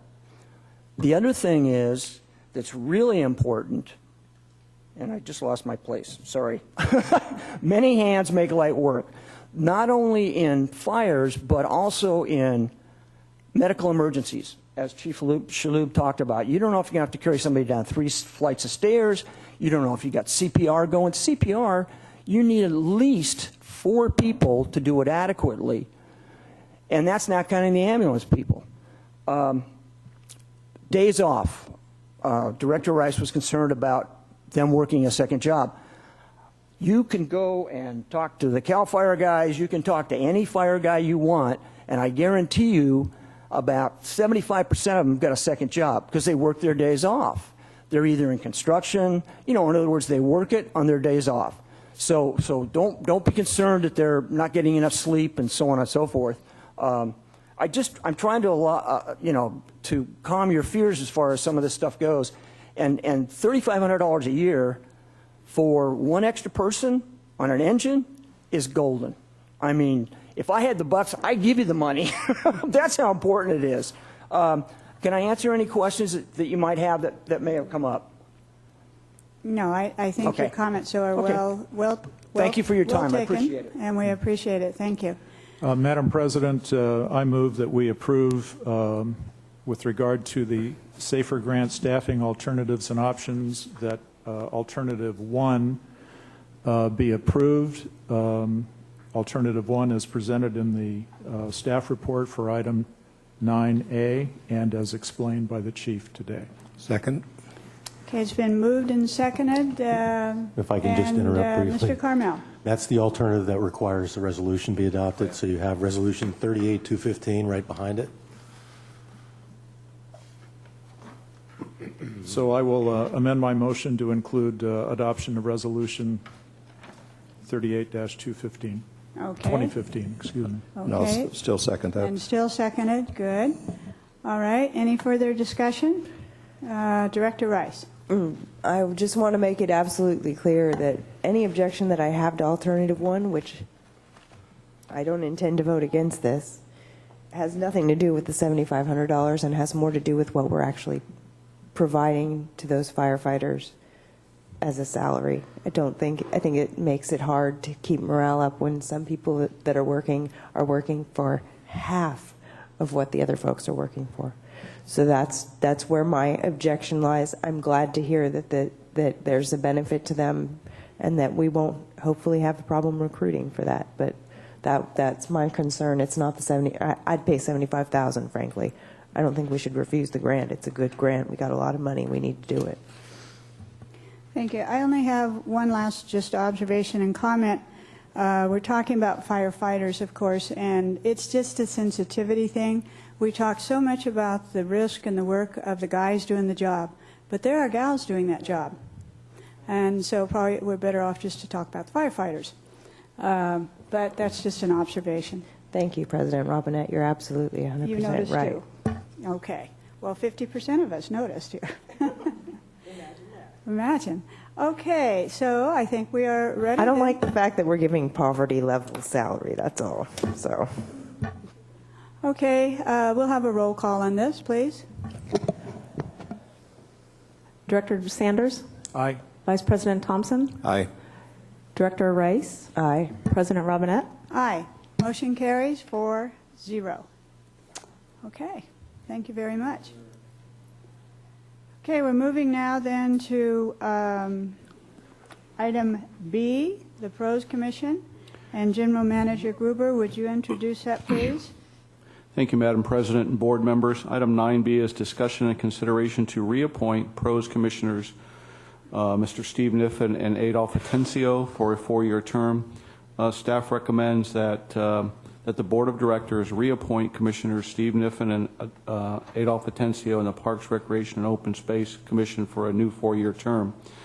The Cambria Pros Commission is created and composed of 5 members. The Commission advises the Board of Directors on Parks, Recreation, and Open Space related matters. Pursuant to the CCSD Municipal Code Section 7.08.010, members of the Pros Commission serve staggering 4-year terms and are appointed by the Board of Directors. The term of Pros Commission Steve Niffen and Adolph Atencio will end on December 31st, 2019. The Pros Commission bylaws guidelines adopted by the CCSD Board of Directors provides that upon the request of a retiring commissioner at the end of the completed term of office, with the recommendation of the Pros Commission and at the discretion of the CCSD Board of Directors, a commissioner may be reappointed for an additional term up to 4 years. Commissioner Niffen and Commissioner Atencio have requested to be considered for reappointment. Their request was reviewed by the Pros Commission which has recommended that their reappointment accordingly. In its recommendation, it is recommended, that the Board of Directors reappoint Commissioner Steve Niffen and Adolph Intencio to the PROS Commission for a 4-year term. And on the following page is the date appointed and the terms of expiration relating to the current PROS commissioners. If I can answer any questions, just please let me know. Thank you. Thank you very much. Madam President, I move that Commissioners Atencio and Niffen be reappointed to the Parks, Recreation, and Open Space Commission for a 4-year term. I would second and also just comment that having observed Mr. Niffen and Mr. Atencio during this past number of years on the PROS Commission, I think they really are have done a terrific job of their work on the commission. Mr. Niffen is a strong advocate for youth sports, and as I indicated earlier, he has already obtained a contribution of $5,000 to develop the first field on the community park, and Mr. Atencio is also very actively involved with trails in this community, and again, both he and Mr. Niffen have been very active members of the commission, and I would urge their reappointment. Further comments, discussion? Director Rice? Maybe I didn't hear you right the first time when you made the report about PROS. I thought you said there were 2 positions other than these. I'm kind of confused. No, there's one more that it's the one that is says vacant. that it's vacant. Right. Okay, that ends in 2018, so it's actually correct. a shorter term. And that's what they will be recommending filling at their next meeting. Okay. I just have a couple of quick comments about PROS in general. I don't think since I've been on the board we've actually gotten a report or recommendations from them, have we? We've been told they made some decisions about doing the grading and doing some of the things that need to be done on the project down in the for the active part of the ranch. But I don't remember them bringing us recommendations for us to make a decision versus them just making decisions about doing the parks and rec. So I just wanted to mention that because I would like to hear from them more frequently, especially because we've got a fairly big, we've now got this grant thanks to Mr. Niffen, which I know he has done a huge amount of work in this community to make sure that this community is provided recreation opportunities along with everybody here on the board. So kind of side, not exactly to the agenda, but it would be nice to have a little bit more information. I appreciate the reports we get from Director Thompson. It'd be nice to at least get some kind of annual report at least of what's going on over there, because sometimes it feels like they're not an advisory board, but they're their own entity. In fact, but maybe I just don't understand. In thinking about future agenda items, that is an excellent one, of course. Madam President, may I comment on just one thing? Is that any decision that the PROS Commission makes is especially regarding contracts or anything like that, is a recommendation. And for an example, the contract for the plans for the grading and drainage of the park were brought to the board for consideration. And I think it's a good point, possibly whatever, it's up to the board's discretion, but maybe a quarterly update from the president or something like that. But I think Director Thompson's done a good job in his reports. But remember, they have a budget, and any decision they make, for an example, if the board so chooses to reallocate the money for the grading and drainage that was put on hold, then of course that contract would have to come to the board for approval. So at that point in time, it's pretty transparent and everybody knows what's going on. It's been a bit since they last did. I remember a couple years ago there was a PowerPoint that was provided to the board with respect to the different aspects of PROS, but most recently there was the update from the Friends of the Fiscal Indian Ranch Reserve, which is an active part of the PROS responsibility, and so I think that certainly having another overall update might not be a bad idea, but any decision they make comes through this board. Yes, yes, it does. And getting back to the business at hand of these two commissioners and being appointed for another 4-year term, I wanted to comment on them. And it is true, of course, the hierarchy really is of the ranch. It, of course, is the CCSD and Board of Directors, and then we have PROS, and then we have the Friends of the Fiscalini Ranch Preserve for the conservation easement. And what we have here collectively, I think, is a very strong network for protecting the integrity of the ranch, first and foremost. And with PROS, both Vice President Thompson and I served on that together as chair or vice chair, probably 5 years together on that.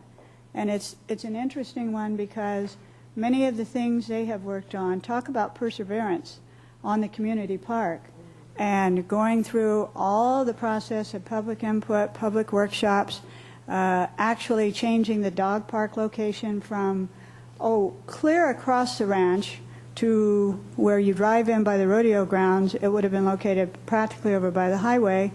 Finally getting those kinds of things considered and moved, I think, has been a really big improvement. Many of the people that we have a representative, by the way, from the dog park on PROS too, but many people that go to the dog park are not necessarily the kind that want to have to walk that far with their dog either. Mm-hmm. So it's a process that's, I have to give everyone credit on PROS, I think, on the perseverance side of it, that a little progress where they're finally getting close to maybe talking about a dog park, maybe getting finished up with some of the grading and those kinds of things, little steps over years. It's thrilling to me that Mr. Niffen and Mr. Atencio hang in there. And so I think that they're both to be commended for their dedication. The other nice thing about Mr. Atencio and Mr. Niffen is for their service, but also it's that collective partnership again. It is that working together as both Friends of the Fiscalini Ranch Preserve and with PROS.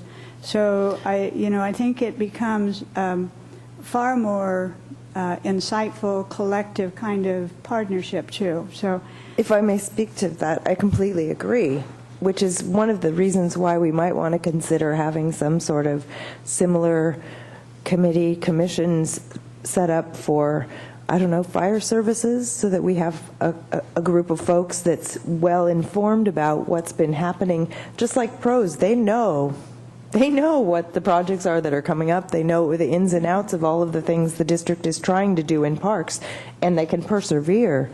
We don't have anything similar in water and wastewater or under the utilities, so to speak, that can become familiar and help guide the board with their expertise and have committee meetings that then help maintain and persevere on things like maintenance and asset management, or on fire, determining levels of service and making recommendations to the board. It seems to me it would be an opportunity to consider those kinds of things, because I do think PROS, wow, it is an excellent resource, and the folks that have been serving on it, thank you. I'm super happy about that. It might not be a bad idea to consider doing similar things in the departments that we spend a lot more money in from our budget. I think we want to recall, too, how did PROS come about? And don't forget, it was the county who contributed $500,000 when we did buy the ranch. And part of that agreement was to have a community park. And so that called in for the commission. And it's been going on all that time. So that's a good discussion. Are we ready for the question? Okay. To then... Director Sanders, you want to just succinctly put it together again? It's to approve this, of course. I move that Commissioners Niffen and Atencio be reappointed to the Parks, Recreation, and Open Space Commission for a 4-year term. And that was seconded, and we are finished with our discussion, I think. We're good? Okay, may I have a roll call, please? Director Sanders? Aye. Vice President Thompson? Aye. Director Rice? Aye. President Robinette? Aye. And And when will motion, they be knighted? motion passes 4-0. Okay, we're moving on, rounding it up here to 9C. And General Manager Gruber, if you would introduce item 9C regarding the meeting schedule for 2016. Thank you, Madam President. 9C, discussion and consideration to adopt the 2016 CCSD Board of Directors meeting schedule. It is proposed that the board adopt the attached regular meeting schedule for 2016 in order to confirm the regular meeting dates. This schedule, when adopted, will be used by staff, district council, and the media, local community groups, and interested individuals to prepare for the board meetings. The board has authority to amend these dates into this schedule as the year progresses or the need arises. In conformance with the current policy, all proposed 2016 meeting dates are on the fourth Thursday of each month, with the exceptions. And those exceptions are indicated below. February 18th falls on the third Thursday. July 28th, possible cancellation. November 17th is the third Thursday. And December 15th is the third Thursday. The only reason I don't want to think that staff was taking any liberties here, but there are some districts and some cities that have a hiatus. What's the word I'm looking for, Tim? A dark month. So what we put in here is just as an alternative is a possibly no meeting this month, which would be July. But that really is based on what we have going on, and we always seem to have a lot going on. So we're just throwing it out there as a suggestion. We'll probably have twice as many meetings as these anyway. So, but we want you to just to look at the meeting schedule and see if you're okay with it and adopt it as indicated here. Thank you. We have no request for public comment on this item. Discussion. What's your pleasure? Director Rice? One kind of important question and one suggestion. There doesn't appear to be any time listed on these. It doesn't say 12:30. It doesn't say any time. I'm going to advocate again for evening meetings, at least later in the afternoon meetings, so that folks can attend who have to work. And I know that staff prefers to not have to be in town after 5 p.m., but I would like to at least advocate for a couple of meetings. We also briefly talked last year about having more than one meeting a month, and then we definitely could have a dark month. I think some cities that do that, where they have a dark month, maybe they don't meet only once a month. I'm going to just guess they meet more than once a month, and so having a month off would seem to require having more meetings. I know we usually have more meetings, but if all of these are at 12:30, I know that's what it says in the bylaws. Can we please at least set a couple of these for evening time? I know we did last year with some of the, not last year, year before. We did, yes, we did. And interestingly, the same people come. And not necessarily, you don't necessarily get the same people, though. There's also there's also possibly different people that might be interested with it being an upcoming election year. I'm just saying it would be nice if we could have some, at least to start them later on than 12:30. It really interrupts my work day. I can't work at all, really, on a meeting day. Whereas if it started at 2, it gives me a little bit of extra wiggle room. I know the rest of you don't have that. Well, maybe Mr. Sanders has more of conflict, but I'm sure that he schedules around the dates anyway. But it would be nice to have evening, at least afternoon, and not just 12:30. Madam President, I did want to note, if you're considering changing the meeting times, it will have to be an amendment to the bylaws. Yes, it's in the bylaws the way it is. So I would move approval of this schedule. It has no time on it, so move approval of this schedule, and we can look at that when we look at the bylaws in February. Yeah, it has no time on it because the meeting times are at 12:30.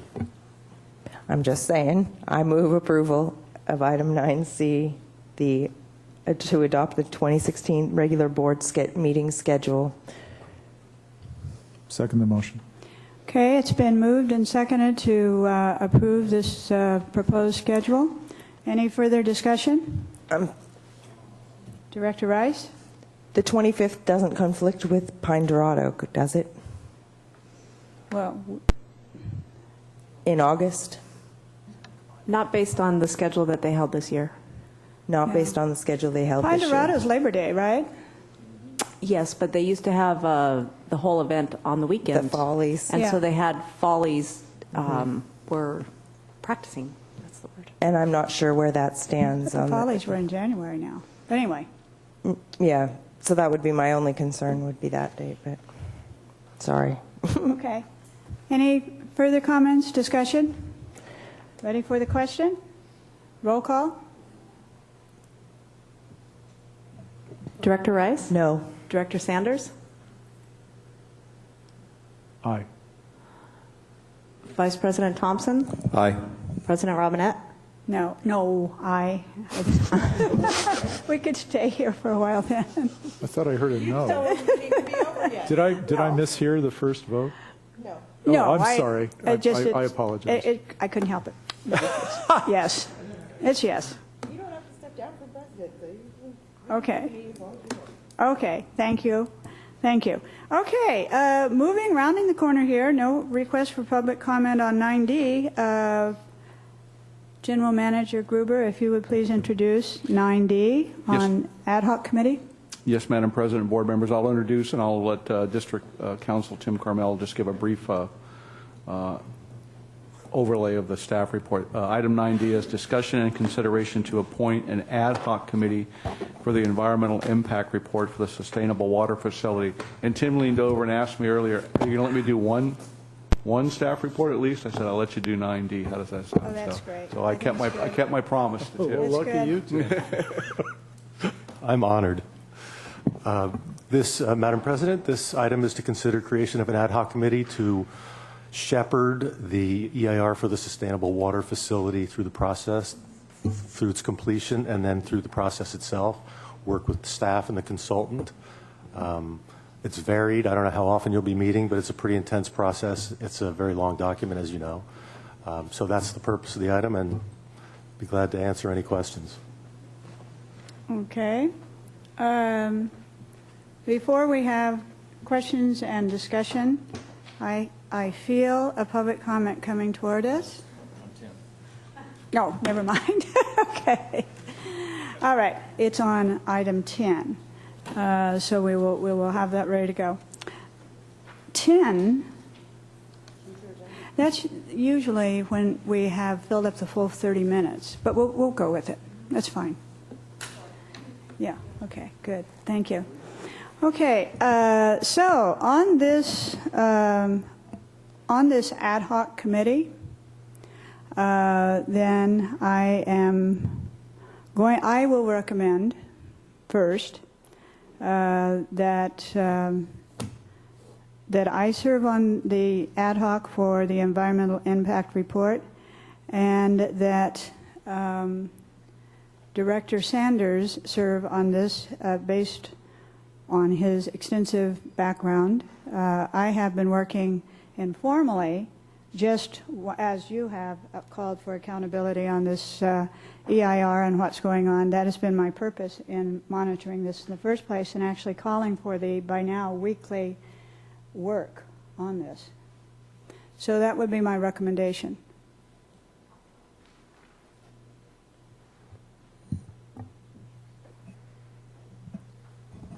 Madam Chair, I would move approval of your recommendation for the appointments to the Ad hoc Committee on Environmental Impact Report. Second the motion. Moved and seconded. Discussion? Director Rice? I am very happy to hear that Director Sanders would like to be on this committee. I also think we should spread the work around to other folks. You're doing a heck of a lot already. You do have the continuity, though, but you can be as involved as you want it because you're president. That's all I have to say. Thank you. Further discussion? All right. Ready for the question. Roll call?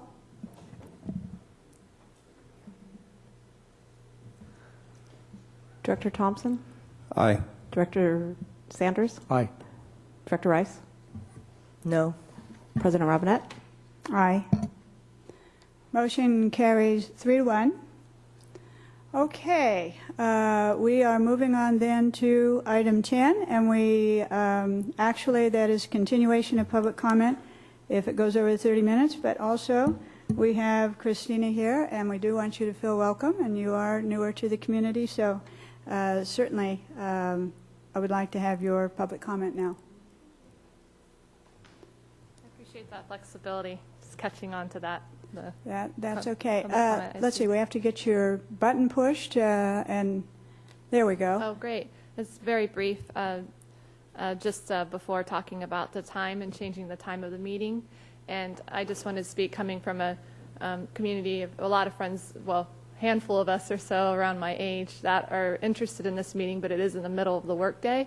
And so I just, hope the bylaws and there could be a strong consideration of having this meeting more so in the evening. So it's easier for friends of mine that do have work during the day that are younger could actually be here and participate. I have the advantage of being here because I run a national organization, and but not most people my age. So I just wanted to address that briefly. Thank you so much. May I comment on her comment? Yes. Sure. If we do have evening meetings, it would be very helpful if you would encourage people to attend. I will do that. Because the history has been that there's a kind of a fall off in attendance at night meetings. So we're trying to be accommodative, and so people need to take advantage of it. And if you could spread the word, that would be very helpful. I already have.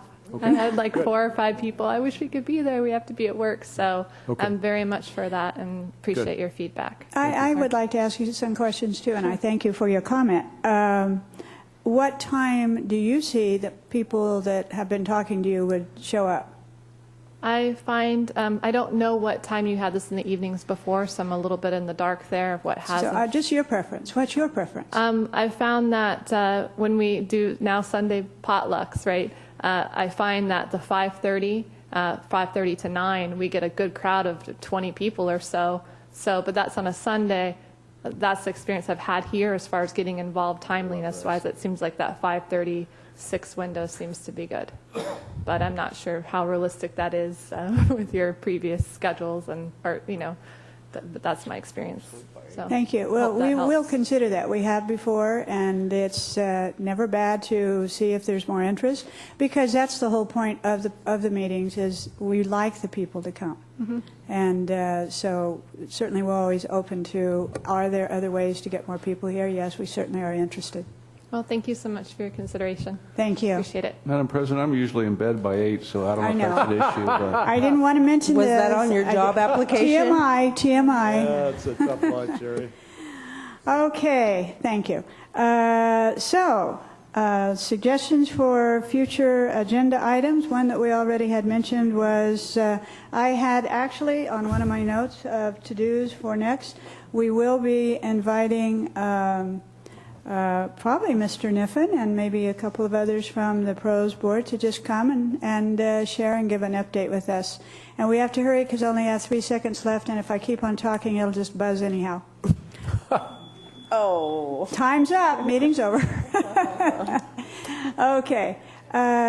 So that one I would say yes. Are there other items that people want to suggest or not? Yes, please.